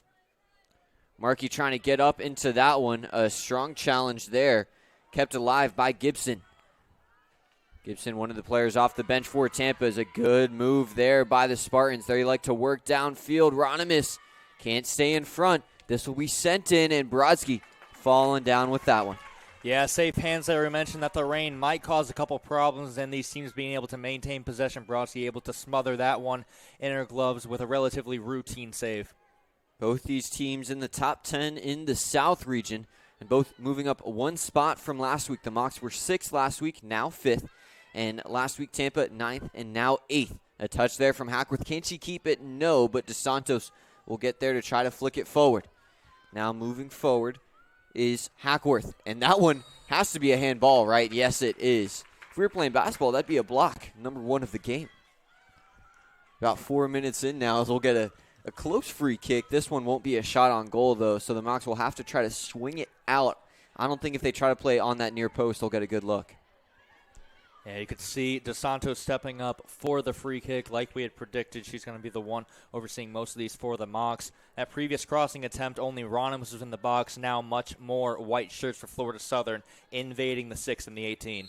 Gayton was offering short but waved off. Now cross in. That one towards the near post, but Madison Mail can't get any type of effort on that one. Bumps off her chest as now Gayton trying to storm in, and almost a big collision there. Throw-in coming from Gayton, trying to direct traffic, wanted to play quick as Ava Hackworth now trying to get closer. That one out of play off the head of Holshower. Klein taking this one. She'll look for DeSantos. DeSantos now going towards the goal line. She's by the corner flag now. DeSantos winding, trying to get past defenders, but good use of physicality there by the ladies in black. Zanowski now crashing in. Kept alive, though, by Tampa. Gayton pushing up some more, as she does a good job of drawing that one. That's just a heads-up play by Frankie. Yeah, stepping up once again. We've seen both Liliana Jeffries and Frankie Gayton step up when needed. Potentially a little bit out of position over on the side, making that coverage there for the Mocs to try and progress play through the likes of Klein here in the right back position. But once again, Gayton making the step up and having a solid defensive effort once more this game. Team, it looks like this Mocs back line, they're more aggressive here in this second half, especially Frankie Gayton. She played a little bit more passive in that first half, staying farther back, playing a little bit of drop coverage. But now this one will be sent in from her, but touched by Tampa first. Hackworth able to get there in time. She might have options inside if she can get it off, but cannot. Tampa given a chance to clear it, and they will. Liliana Jeffries has some wheels, so she'll get there in time. She'll look to try to turn around towards Gayton, and a good play there by the Mocs.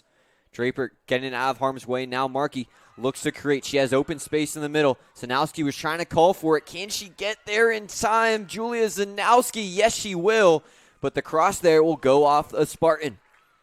Yeah, heck of a foot race there from Zanowski, making the step forward, able to try and put that one in. Well defended at the edge of the 18, but nicely done by the Mocs as well. Found Liliana Jeffries in a foot race herself, tracking back in towards her own half, able to switch to the field of play with the help of Gayton. And now the Mocs have yet another set piece here, this time through a corner in swinger on the left side.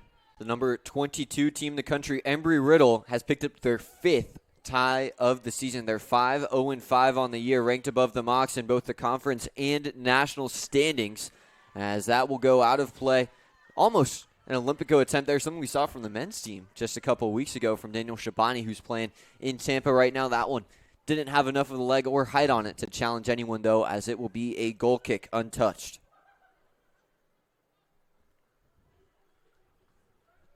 Duhan takes it, another short one, as Ronimus try to direct that one towards Hackworth, but will lose it. Hackworth staying there. Ava Hackworth, the scrappy freshman, now working in. Tries to cross it towards Ronimus, but cannot get the foot on it. A good effort there by the freshman, and that is why she's on the field.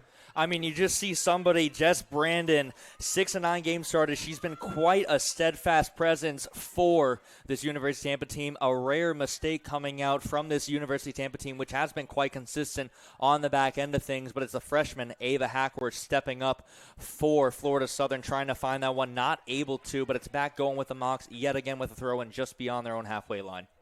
Klein will take this throw-in and go down the line towards Hackworth, trying to keep it in play, but that'll go out, and a throw-in will come for the Spartans. Tampa's looking to play quick. Now they'll opt for down the line. Instead, going a little bit more center than down the line, as they'll try to switch field. They will. That one over to Navas. D1 transfer trying to work up field. A nice touch inside. The Mocs are trying to scramble to get in front. A good job there by Jeffries. Get the ball and some player as Ronimus soars in to get to that one. Markey now sending up. Hackworth in the area. Ronimus gets it off the header. Flips it towards DeSantos. She has fresh legs. DeSantos trying to work up. Gives it to her fellow freshman Hackworth, but poked away by Tampa. Madison Mail off the knee, and Tampa will clear it. Markey heads it back forward. Another header, now controlled by Tampa. They'll go far side, but lost again there. This is something we saw from the Mocs early in this game, just not able to find those strong touches, and now it's getting to the Spartans. Ronimus trying to chase it down, crossing it in there, but again, cleared by Tampa. The Mocs are knocking at the door, but can't find a way to really pressure the keeper. Markey winds back, feels the pressure from 2, as that will be sent right towards her own bench there from Zanowski. Yeah, a little bit of a reprieve in the action. You've been talking there for quite a bit, Carl. Going to get you a little bit of a breather here. But nonetheless, Florida Southern finding themselves with more opportunities heading forward. The University of Tampa not having as much of a controlling aspect of this game as, just as I say that, they're charging forward as Jeffries is in a foot race. Man, Jeffries has great speed for the Mocs, and she knows when to turn on those burners, finds a way to get to that one, but not out of harm's way is the Mocs. Tampa with a tackle there and falling down, but controlled almost by the Mocs, but Klein with a poor challenge there. Luckily, it still clips her foot and rolls out of play. I mean, going back to Jeffries, we didn't even get to talk about it because there was just so much action compounding on each other. Brilliant block by Jeffries, outstretched leg, perfect challenge, able to keep the Mocs in it once more as the University of Tampa found themselves charging forward with intent. Still remains 0-0 here with 34 minutes remaining. Gayton trying to clear that one away, but wasn't able to find full contact there. Jeffries clears it fully for the Mocs as another throw-in coming. And I have to say it every time that Jeffries shows off her speed. Went to the same high school as former SSC Freshman of the Year Anthony Matthew, Martin County High School out in Stuart, Florida. Anthony Matthew, the school record holder in a number of events in indoor and outdoor track, as well as the freshman record holder for the 8K, 24:45. Sounds like they're raising some fast players over there in Stuart, Florida. Yeah, Stuart, not a big place, but they have some really, really talented players. Also have Ryan Davis, who graduated there. He plays for Nova Southeastern. He's a 2-time national champ, a junior this year, and he was also a state champ as a member of the Martin County men's basketball team. Let's get back to the field here as the Mocs getting back to trying to attack. That one sent towards the Santos, a high-flying challenge, and she loses it. Now working in. Tampa now back wide, but a poor touch there, and it's going the Mocs' way. T and I said in that first half, about 20 minutes in, I feel the tide shifting again here. The Mocs have a chance to really pounce, but they need to be decisive. Yeah, I mean, when we talk about the past competitions that we've seen between these two teams, decisiveness hasn't necessarily always been, as that one seems to go off the face. We'll make sure that number 3, Zoe Wooden, is okay for the Spartans, but that gives us a little bit more time to talk about what these teams need to do in order to succeed today. As we see the tide changing here, Florida Southern having a little bit more of an impression on this game as we continue through the next stages of the second half. We're going to see if they can really try and force through some of those offensive efforts and find themselves with clear-cut chances. For the University of Tampa, though, we're really going to have to see if they can connect those dots. That midfield presence is seeming to wane, and they have way less influence than they did in those first 20 minutes, like you mentioned. A header back after the throw-in from Klein. She'll try to send it forward. That one will go off of Spartan, and a great job centering that one. That'll go forward, and a good touch taken there by Tampa. They'll work inside again. A good challenge there from Markey, but a tad too late. Tampa will keep the ball, so play on. It looks like Roberts is right by Lucy, getting some instructions from him. She's on a yellow, so interested to see if she'll come in soon. That one tried to be cleared away, but controlled again by Tampa. Gooner, the one to get to it first. Working inside Tampa again, pass forward. Draper trying to get there in time. Former Daytona State Falcon and Middle Tennessee player coming in this year for the first time for the Mocs. Crossed in, Brodsky trying to get there and finds a way to find the feet of Gayton. Gayton now has space. She wants to work, has a chance to send it, but opts to slow it down. I mean, almost a rare miscue from Brodsky. Found it sprawling through her gloves. Luckily, Gayton was there to make the coverage. Nicely positioned there from the sophomore center back. Gayton now gets there to take the touch. Hackworth calls for it, and she has some wheels. Let's see what Ava can do here. 1-on-1, and a good tackle there. Started every game as a freshman. Holschauer did, and you're seeing why. Starting every game so far this year as well. Now Tampa building up on that far side. Pressure from Ronimus trying to go wide, and the poor touch will lose it for a moment, but Tampa retains possession. Yeah, ball just seemed to be just a bit behind the streaking runner over on the far side for the University of Tampa. As that one doesn't seem like it's going to make the way through. Zanowski stepping into the challenge, able to block it as we're going to have a substitution for Florida Southern. I believe, like you mentioned, it's going to be Roberts stepping in for Florida Southern. She is on a yellow card, but it will be a more experienced player for the Mocs so far this season, taking a step back in. And it looks like she's moving up top. Ronimus now moving back to that left wing back position for Florida Southern. An interesting choice there for the Mocs. Yeah. I couldn't tell you the last time I saw Roberts play up top, but maybe the Mocs just looking for some extra physicality up top for this oncoming goal kick is that'll touch to Santos, and now moving up is Markey. Roberts not in the right spot there, but tries to take a strong touch, loses it, as that will be cleared right towards the sideline. Roberts has played mainly that wingback role, and even at times has slid into play some center back for the Mocs, so this is their first time at Florida Southern trying to move up top here. DeSantos, who's also played a lot of wingback, playing that 9 position. And now Markey tries to keep it alive. Good job getting back on her feet there. She'll give it back over to DeSantos. DeSantos showing the skill. Markey sending it forward. A chance almost developing. Now Klein will drop it back to try to reset. Frankie Gayton moving forward. She wants to attack on the wing. Not too many numbers in the box here. That one sent up off the head of one Spartan, trying to find its way through, but a header out. A great effort there by Holschauer. I mean, Duhan found herself flailing in the air, not able to get clean contact. Ball came back down just underneath the crossbar. Crucial clearance once more for the Spartans. That's about the second time that we've seen them make a crucial defensive stop when they needed it the most. My biggest gripe right now for the Mocs offense is we're not seeing them put numbers in the box and opportunities like that. It's great to have that cross in, but there were only 2 white jerseys in the box. You can't do much with that, or when the corner doesn't find its way in the field of play for the second time in a row.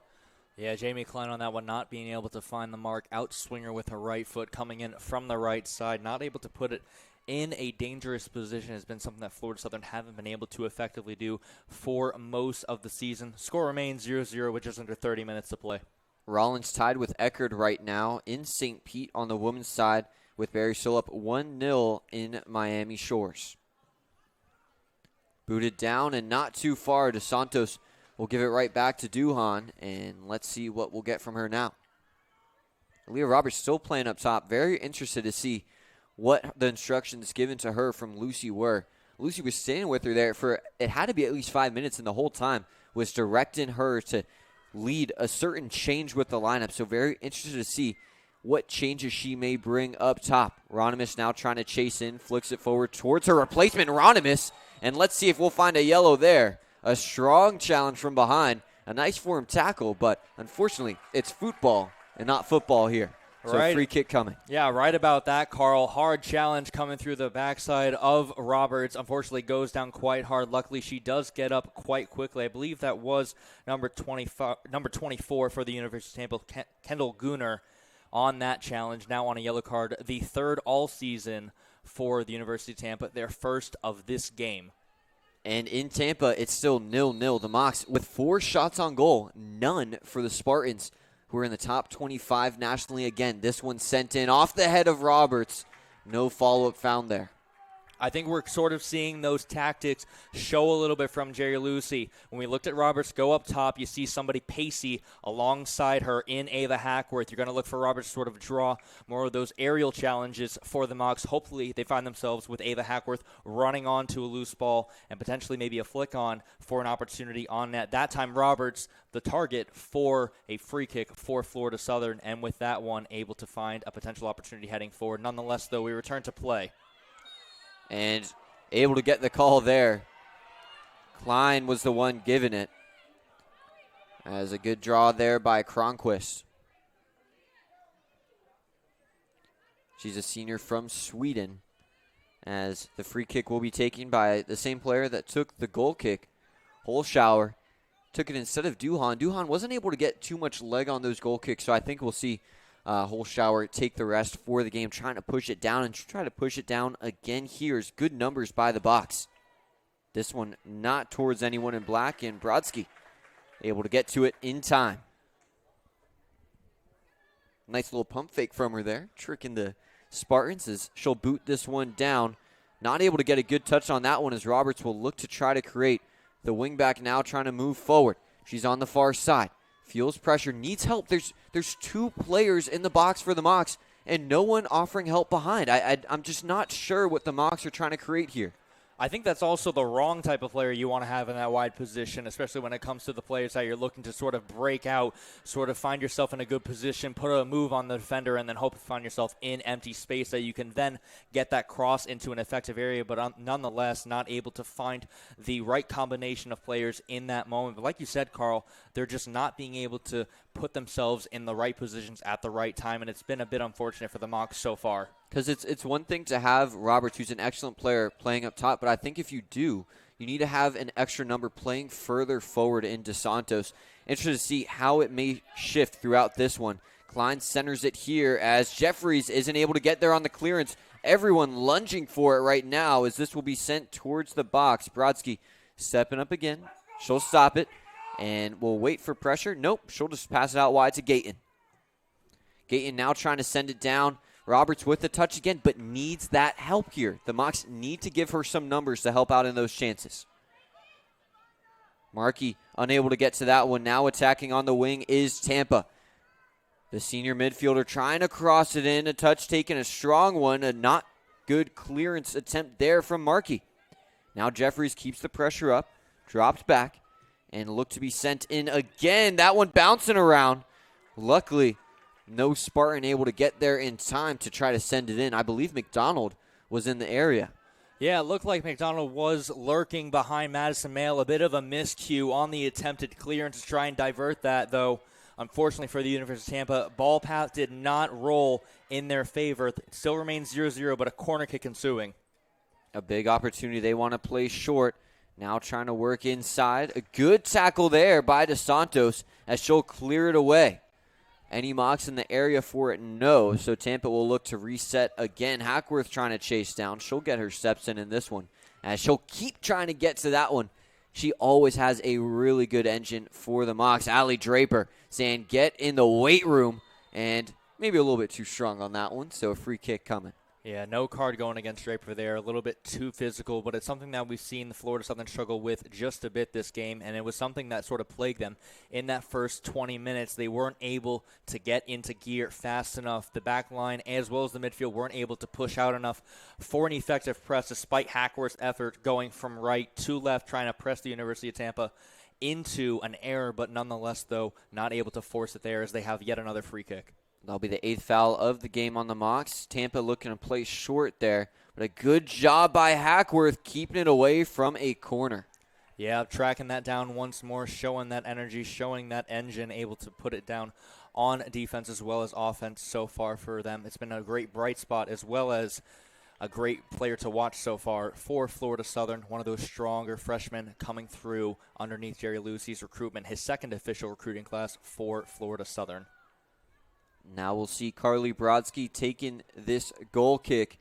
Mocs with one shot on goal in the second half. Tampa still looking for their first of this second half of action. The Mocs with just 4 total shots so far, so still haven't gone to that 5 number where they are undefeated on the season with 5 shots. Right now, Tampa trying to find a way to score on the Mocs, who have the most shutouts in a season with 8 so far. Oh, a strong challenge there from DeSantos, and that's an easy call for the ref. DeSantos trying to argue for it, but just can't run in there at that time, and that will be a really good chance for Tampa. Yeah, it came at a quite odd opportunity as that one, a Gayton clearance, tried to find it down the field, was blocked by a couple Tampa players, forced the Mocs to sort of track back and reposition. Ellie DeSantos trying to be amongst the Mocs, pressing first, but was not able to do so. She'll be a part of the 2-man wall so far. Jamie Klein as well amidst that with a free kick. Looks like it'll be an in-swinger here. This one, a shot towards the goal, but too high there. That one had some nice bend on it, but a little bit too far under on that attempt. Yeah, good swing, good pace on that one. Great technique from Cronquist, but not able to put it on target. Brodsky not tested once more. Brodsky with another goal kick coming. We got 22 left in this one. The Mocs going towards that far side for this goal kick. This one will make its way just to midfield. And trying to find again is Florida Southern. But on these goal kicks, Tampa's done a good job of capitalizing. A strong touch there, loses it as Hackworth tracks it down again. DeSantos now looking wide for Ronimus. Roberts trying to call it inside. Ronimus has a chance to switch field, but too far behind on that pass. Klein trying to get there in time, but cannot. A good opportunity for the Mocs, but Ronimus just couldn't bend it enough forward to keep the opportunity going. Yeah, just wasn't able to exactly put it on target. I mean, when you're really switching from right to left, sometimes on the attack, it's just not always going to be the most accurate pass. Nonetheless, so great effort from Klein to try and track that one down, but Florida Southern still trying to make the press moving forward. Touch taken, drop back. Spartans with it. Moving up the center of the field now, going far side. Pressure and clearance from Florida Southern.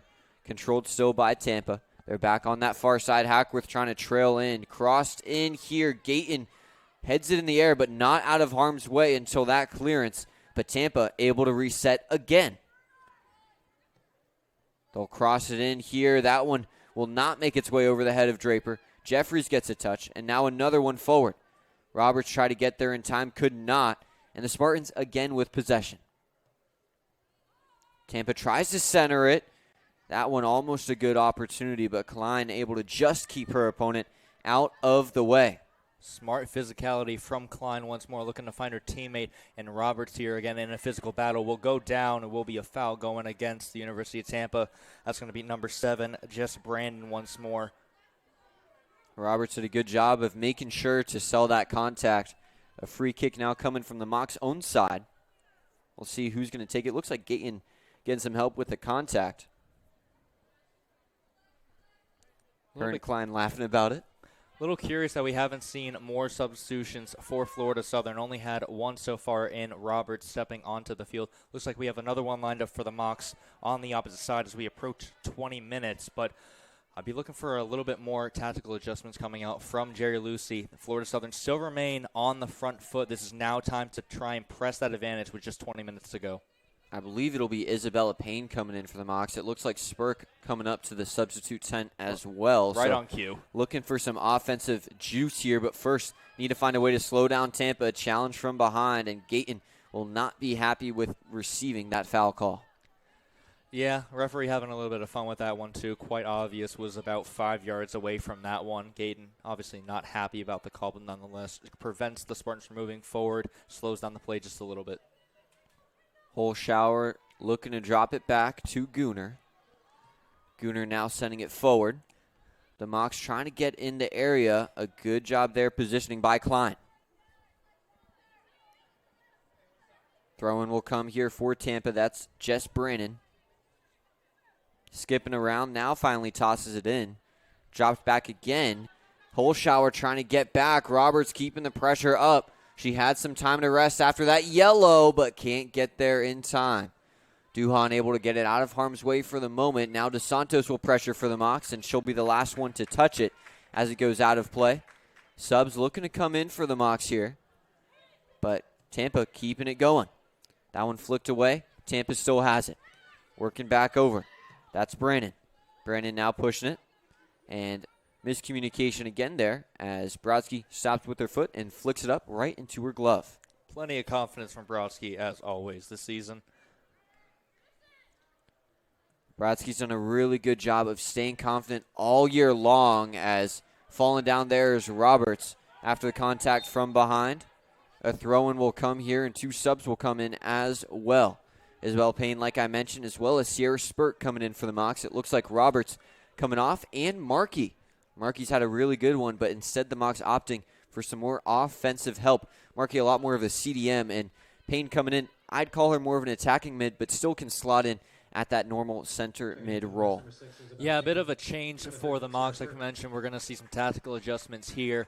Payne setting into a more defensive role, Spurk going into a more offensive role for the Mocs. But as usual, we're going to see Spurk trying to influence the offense. Hopefully we'll be able to find her in more goal-scoring opportunities that she was deprived of in that first half when she came on.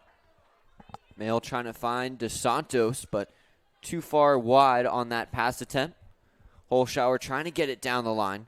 Controlled, and they'll say out on Gayton. Some contact to her face, I believe. May have caught an elbow there. Yeah, I think that was just a quick kick going off of her face. Sometimes you don't really have, A lot of time to react to those, so it just comes off the face. But unfortunately, she says we're going to have a quick break in play.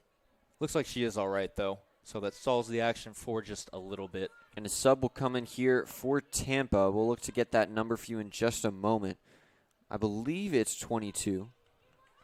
Number 14 going off. And that'll be 12. I should get my eyes checked. That's Tara McDonald. Luckily, we have fall break coming up, so I'll make sure to schedule something and make sure I'm better for you people at home. A throw-in now coming for Tampa. You can see bottom of the screen there as it'll be thrown in there by Brandon, trying to move it up the field. And working back right now is Tampa. Good job fighting through the contact there by Haas. Haas sends it forward. McDonald gets it quickly after the substitute in. Now Hackworth will have to drop it back. Working in again is the Mocs. Isabella Payne with it, trying to move up. A good back heel there by DeSantos. The skill shown from the freshman. Now Klein trying to keep it in play. She'll send it forward towards Spurk. And that one, the fans get a chance to catch it. And there's a reason they're soccer fans. Not great hands as a throw-in will come. Payne gives it right back. Give and go action. DeSantos tries to keep it with her team as I'll be poked away there by Tampa. Yeah, nice passes of play there. The Mocs trying to link up, switch the play into more open green grass. Not able to find the final pass that they needed. Just a little bit behind Klein. Loose touch by Spurk, though, trying to force that one back. It's the University of Tampa on the charge. Poor touch, loses it there for the Mocs, trying to move it up towards McDonald, who started this game, and that will be a foul called on McDonald. I was going to say that's an interesting call if that was going to be on Jeffries, but a free kick now coming for the Mocs. Yeah, once again, Jeffries slowing up play, nicely drawing the foul amidst all of the chaos. Keeping things tight for the Mocs here. They have a chance to go forward once more. Is it going to be Brodsky stepping up almost into the opponent's half to take this one? That's showing what the Mocs want to do here. They need to get their foot on the gas. They're still with just 4 shots in this game, Tien. Half of those have been on goal, but 4 is just not close to enough. Now Ronimus trying to chase it towards that corner flag. Can she keep it in? And that will go for a corner. That's what the Mocs needed. That energy from Ronimus. We've seen her influence wane on the game just a bit. Showed a lot of intensity, and when she came on in that first half, was pushed out to a more wide position. Finally able to impact the game in an effective manner with this one, but she's going to be looking to become even more effective here as she's just outside the 18 with the Mocs having a corner. She's got the lone shot on goal so far. She's got 1 of 2 shots on goal for the Mocs so far in this game. Yeah, Ronimus with both of those shots on goal for Florida Southern. Let's see if this will be another. A high arcing cross. Can Spurt get her head on it? No. DeSantos wants to line it up. Can't get it. Now over to Draper. She already has one on the season. And that one will be off.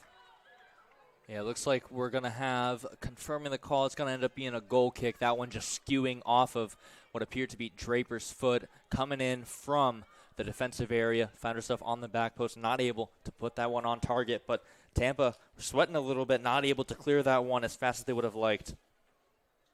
Draper finding the first SSC goal of the season in the 1-0 win at home against St. Leo. That goal was off a set piece assisted by Riley Hasagawa. Sent forward, touch taken. McDonald with it, sends it back out. This Tampa team's playing really well with their feet in these tight quarters. Gayton trying to work back, a challenge there for McDonald, and a free kick for the Mocs. Gayton waving her teammates forward. Payne moving towards the center position. DeSantos walking back towards her as well. It looks like they're sending everyone forward. This one will be targeted towards that box. That one falls short. Trying to get in the way is Klein, and she'll push it forward, but it'll be cleared again by the Spartans. Header there, and if that was intended, a really good header by Draper right over to her teammate in Jeffries. Now Gayton clears it forward off the head of the Spartans and trying to be controlled by the Mocs.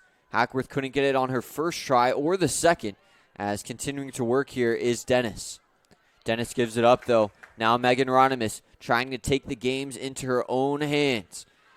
DeSantos has it. She's looking forward. Gives it over. Hackworth trying to switch field, but just not the right decision in that moment. A throw-in will come with 13 to go. Payne offers short. She'll get it. Takes a touch back over to Klein. Klein just throws that one away as Gayton looking to regain control here for the Mocs. Not able to get a good touch on it as McDonald will drop it back. Haas dropping again. Holschauer giving it back to her keeper in Duhan. The Mocs aren't pressuring her as Duhan will try to push it forward. Madison Mail following. Trying to go wide is Tampa. Pressure from Hackworth.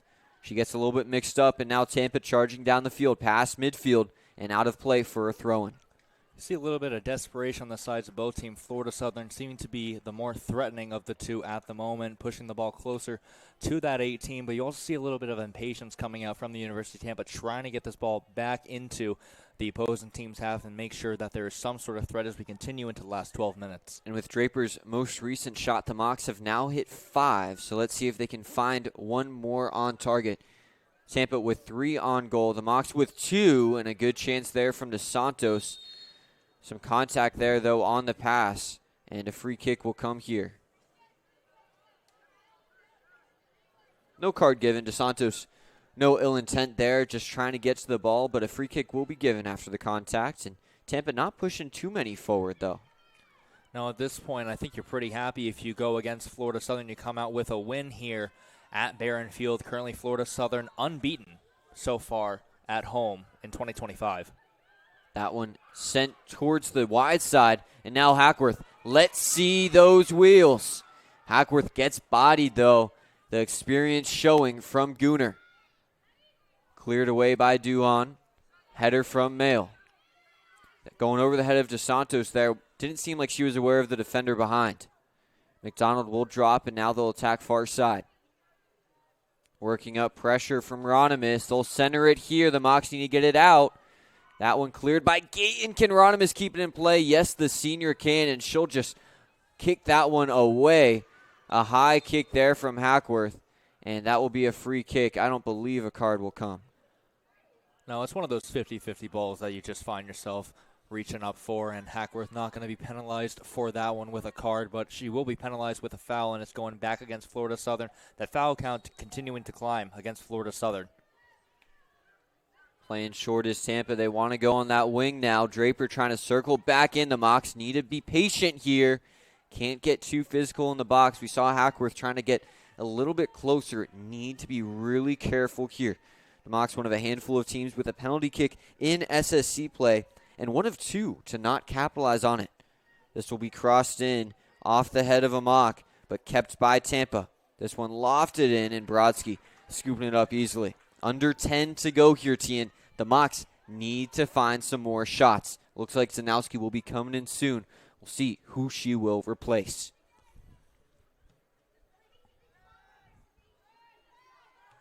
Booted away off the head of a Spartan. Men's soccer also still tied in Tampa. The Mocs looking to find some points, much needed points, to try to make that conference tournament. This Tampa team, 5th in the conference, like I mentioned, with those 3 wins and 2 losses. They're looking for their first tie of conference play. DeSantos getting in the area, but lost again by Tampa, as they'll switch it over to that far side. Ronimus cuts it off, though. Good touch off the chest, and she'll flip it forward towards Hackworth. Touch taken by Gooner, kept with Tampa. Mail try to step up there, a long pass, and that will be controlled again by Brodsky. Haven't had too many opportunities to talk about Isabella Payne since coming on. Picked up that yellow card in the first half, and she was in a more offensive role, but she's done a great job alongside Mail, patrolling that central midfield area in a quietly good performance. She stepped back into maybe a bit more of a natural position. A nice move there by the Mocs, but can't get the touch through the back line. This Tampa back line has been really tough, pressuring this Mocs team, and they just haven't been able to bully their way through. Now trying to bully their way is Tampa, working against Gayton. Gayton, hands in the air like she just don't care, but the ref does, so a free kick will come. Yeah, it's just another unfortunate position that Gayton finds herself in. Committing another foul, has not been cautioned so far this game. Nonetheless, found herself in a physical battle. It's going to be Tampa here with another free kick. This is something that Florida Southern can't continue to do, because not only are you giving up fouls in dangerous areas, but you're also burning a lot of clock. Florida Southern has done so much better when they found themselves in open play trying to progress the ball. Currently, they're slowing themselves down. You can see a few players towards the box for Tampa. Free kick about to be taken here. Tampa needs to try to find a way to get ahead on this. They'll play short instead. Let's see if a long shot will come. This one flicked in the air, and that one will be nowhere close. I mean, there's no other way to put it. That was quite a poor touch, especially when it came to, unfortunately, not able to keep that one down. Didn't find yourself under too much pressure. It looked like it was Gunnar stepping up for that one. Substitute, like you said, Carl, coming in. I think it's Ava Hackworth stepping off. Hackworth coming off. She did a lot of work today. Zanowski, we've seen her play up top at times this season, has good pace. But like we mentioned with Roberts, is not the best with really dictating the offense. Can find ways to finish on the back end, though. So the Mocs will lean heavily on Spurk and DeSantos to try to create those opportunities for Zanowski. Payne pressuring as it's dropped back again, as it'll be sent far side. Good job rising up there by the Spartans. Draper miss on the clearance again, as both teams trying to get there. An easy foul call there for the Mocs. Ronimus drawing that one. A sweep of the leg, giving it to her. Ronimus finding herself in good areas again, this time in the defensive half, making the play there, able to draw the foul. But once again, Mocs find themselves burning a bit of clock. We went from 8 minutes already to inside 6 minutes and 45 seconds remaining as Brodsky launches this one forward. Brodsky taking another free kick, showing the urgency the Mocs have here. They want to get a chance. That one, almost a souvenir on Ingram, but stays within the confines of Barron Field. A throw-in coming via Ronimus. The Mocs still not sending too many numbers forward. They're really concerned with the counterattack here. It feels like they're playing for the tie. The sent center, Spurk trying to get there in time and cannot get the touch before the clearance. Oh, that was such an unlucky bounce for Spurk. Just a little bit more closer to her, and it was going to be able to be right in a great spot for her as the Mocs continued to try and drive forward, but an errant touch once more. That one, though, incredibly unlucky for the Mocs. Found herself in a similar position to which she scored her very first goal of the season against Edward Waters just 3 days ago. Throw in now towards Payne. She wants to center it. Can she? And she will, but Duhan is in the right place at the right time. Good effort there from Payne, but comes up short again. Under 6 to go here, Tien. I mean, do we see another forward come on, Carl? I personally would like to see the Mocs go for it. This is a crucial game before you really get to the meat of your schedule. A lot of strong opponents in terms of record, but also a lot of ranked teams. This is going to be a crucial 3 points that you need to go for. But also, they can't throw it away. If you get a draw, you still split the points with your opponent. I could see the benefit to it. But you're playing at home. I want to see them go for it. And Tien, like we've mentioned throughout, the Mocs number 4 in the conference, Tampa number 5. The Mocs' next 3 opponents, number 2, number 1, and number 3 in the conference. A header back towards the Mocs' own side. Draper gets a touch and sends it wide. Now Ronimus has it. She feels the pressure. The Mocs not given too much help on these opportunities, and it's forcing passes like that. Moving around again is Tampa. They'll send it forward towards McDonald. Draper trying to get there. Doesn't feel too much pressure, but will drop it back. I mean, you see what DeSantos is trying to do there. Not too many options, just trying to throw together something hopefully that would give the Mocs a little bit of an edge, a little bit of unpredictability. Again, filling that central midfield role on the attacking end that Florida Southern have had to try and fill for the duration of the match after Riley Hasegawa exited the game. Throw in there, trying to keep it in play is DeSantos. It will stay in. Zanowski drops it back, and now will go out of play off of Ronimus. Pause and play as a substitute will come in here for Tampa. We'll look to see that number for you. Believe that's number 5. We'll get it confirmed, though. Nope, that's number 9. Brooke Kittner, though. The red lettering on these black jerseys at night is not the easiest to read, as the header will be up in the air, and both teams still vying for possession. And Zanowski, that's going to be a card. Yeah, that's going to be yellow card number 4.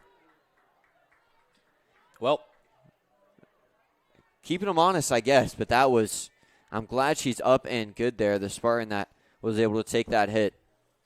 That was a physical challenge.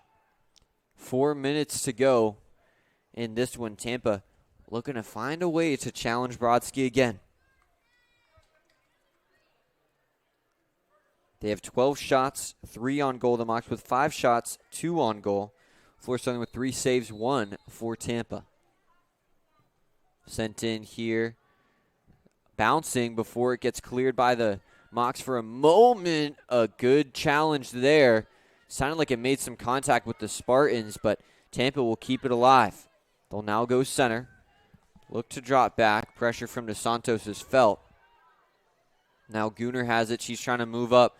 She'll send it downfield. Payne heads it, but controlled again by Tampa. Dennis going wide. Touch taken. They'll try to send it right on goal, and that's just not going to do anything to Brodsky. Brodsky having a little bit of fun out there, just taking a touch off the chest just for fun, and then scooping up right when she feels the pressure. You can see the confidence just exuding from her, but if you're a Mocs fan, it got to get you a little bit nervous there. Yeah, I had my heart skip a beat for a second when I saw that Spartan player running up behind her, but nonetheless going the other way, going to give it away. Florida Southern trying to go the other way. A header back, but now Ronimus has a touch. She has room to work. DeSantos needs to offer help up. Now Spurk is trying to run. The Mocs need numbers in the box. There's 2 compared to 4 black jerseys right now. Now Spurk winding, cutting, crossing. No one there in white. Another header, an aerial battle there between the two sides. We have under 3 minutes to go. Hit off the boot of Klein, controlled off the chest for Tampa. The Mocs keeping pressure now. Now they're having those numbers there, but they need to keep them there. You cannot let these players be isolated. This Moxon team excels when they have those connected pieces on the offensive and defensive ends, and they have not found that in this game. Yeah, it's just a matter of whether or not they can keep the University of Tampa from doing this, because at this point they are just trying to relieve any sort of pressure and any sort of extended period that the Mocs have inside that University of Tampa half. However, it's the male trying to press the attack. Now over to Klein. Klein has it. There's 2 Mocs trying to get in, but 4 black jerseys. Now over to Payne. She wants a long shot. That one is right down the middle. Oh, man, you just see effort after effort go by. Tons of empty space to try and connect the play once again. An effort went on target. 2 Spartans trying to get to that one. Draper will send it up, but Zanowski not seeing the Spartan going past her. We have under 2 minutes to go here. Tampa looking for one final shot at it. Now on the far side. They're looking to run in. They're bringing numbers up. The Mocs retreating back. That one sent in, but Brodsky gets there in time, Tian. Palms that one down, felt the pressure, able to pluck that one up. Nicely done from Brodsky at her near post. That's one thing as a goalkeeper. You got to make sure that you don't concede at your near post, but a nice effort from Tampa to try and break the pace of play. They're going to try it once more here. That one sent back center to Santos. Needs to know to play quick. Payne gives it back over to Klein. Klein keeps it in, now boots it down. Sierra Spurk tries to get it after it not going over the head. And now Tampa with it again. Under a minute to go. Payne gets in the way, and they will say that goes off of her. 50 seconds remain. Payne gets ahead on it. Now Draper clears it forward. Sierra Spurk needs to find a lucky break. Tampa gets it back again, and they'll try to send it right back down. Tampa is sending numbers here. They are sending a lot more forward than the Mocs. Looks like they're playing more for a win than a tie. That one just kept in play. Now Gayton centers towards Payne. Klein has it. She's looking downfield, and that passes off. 20 seconds to go here. This is the final chance for either side. Ronimus sends it forward. Controlled again by Tampa. They're now just past midfield. DeSantos slides in. That one goes towards this near wing. Centered. Flipped forward by Payne. 5 seconds to go, and this one will end in the 3rd consecutive tie between these two schools. Lucy will have to wait 2 more years before we can try to find another home win in this series, as it's been 10 years now since the home team has won 3 straight ties, and now shutout number 9 of the season for Brodsky and co., the most ever in a season in Florida Southern history. Big congrats to Brodsky and the rest of this back line. They stayed strong today. Brodsky had a good one today, establishing herself in goal again, and she's really making a run to be one of the top defenders in the conference. I mean, just immense congratulations to Carly Brodsky. That has been a long-standing record, and you also talk about the player that she was being brought in to succeed Jenny Saden, one of two currently on that record, although she now sits second in the all-time rankings. It is Carly Brodsky who stands amongst the history books of Florida Southern College with the most ever clean sheets here at Barron Field. When you look at this team, you're able to take a look at that defensive effort. Like we said, the University of Tampa wasn't able to break down that Florida Southern backline. They had a lot of great opportunities to try and press the ball forward, especially in that first 20 minutes.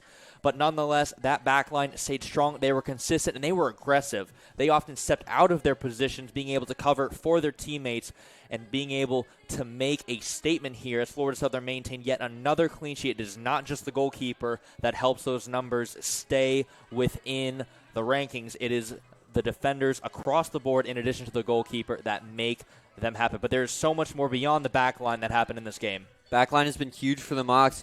Losing Hasagawa in that first half was a big ding for the Mocs. Trying to find that offense in the second half just did not come. They were able to get over the 5-shot mark that I laid out for them coming into this game. They still remain undefeated in games where they have 5 shots. The Mocs just need to find more consistency with that. 3 shots on goal, but I would argue none of those really challenge the keeper. Yeah, I would argue the same thing. It's a great point to note for Florida Southern. They weren't ever really able to effectively test Duhan, who has been a strong player and has a very high save percentage, but at the end of the day, they really were just contributing to that save percentage. Nothing really became too testing, but nonetheless, they did find themselves with a couple opportunities, and they weren't able to finish them. I think my biggest takeaway from this game, Ava Hackworth needs to find more minutes. She's been excellent all year. She was really excellent in this one. One of the bright spots for the Mocs, despite the offense not rolling as much as we'd like. Defense stayed strong, and she showed great pressure throughout. The Mocs will return to action very, very soon as they'll be taking on the next team away, I believe, Tian. Who will that next team be? I'll have to look it up real quick. I thought I had the schedule up on my computer. I got it for you, Thank Carl. you, Tian. We are It'll be away at Florida Tech. There we go. So Florida Tech, and then Florida Tech number 2 team in the conference. Nova Southeastern number 1. Nova number 11 nationally. Embry number 22. Florida Tech receiving votes. All of those teams with 3 wins in the conference coming into today. Nova had today off. Embry tied in their game today. I'll try to see if I can find the Florida Tech result before we head off air here. Florida Tech, they look like they were also off in this one. So the Mocs coming in, they will have the other team scouting them a little bit, watching this game likely. So let's see what they can do on the road. The men will return home after a big tie against a top 25 team in the University of Tampa. We'll see you next time here on the Sunshine State Conference Digital Network. I'm Carl Van Gelder, and thank you again, my color analyst, Tian Ho. Of course, always happy to be here with you, Carl. Always a pleasure covering men's and women's soccer as well as all athletics, and you can find so much more of that at fscmocs.com. Thank you, and see you next time here on the Sunshine State Conference Digital Network.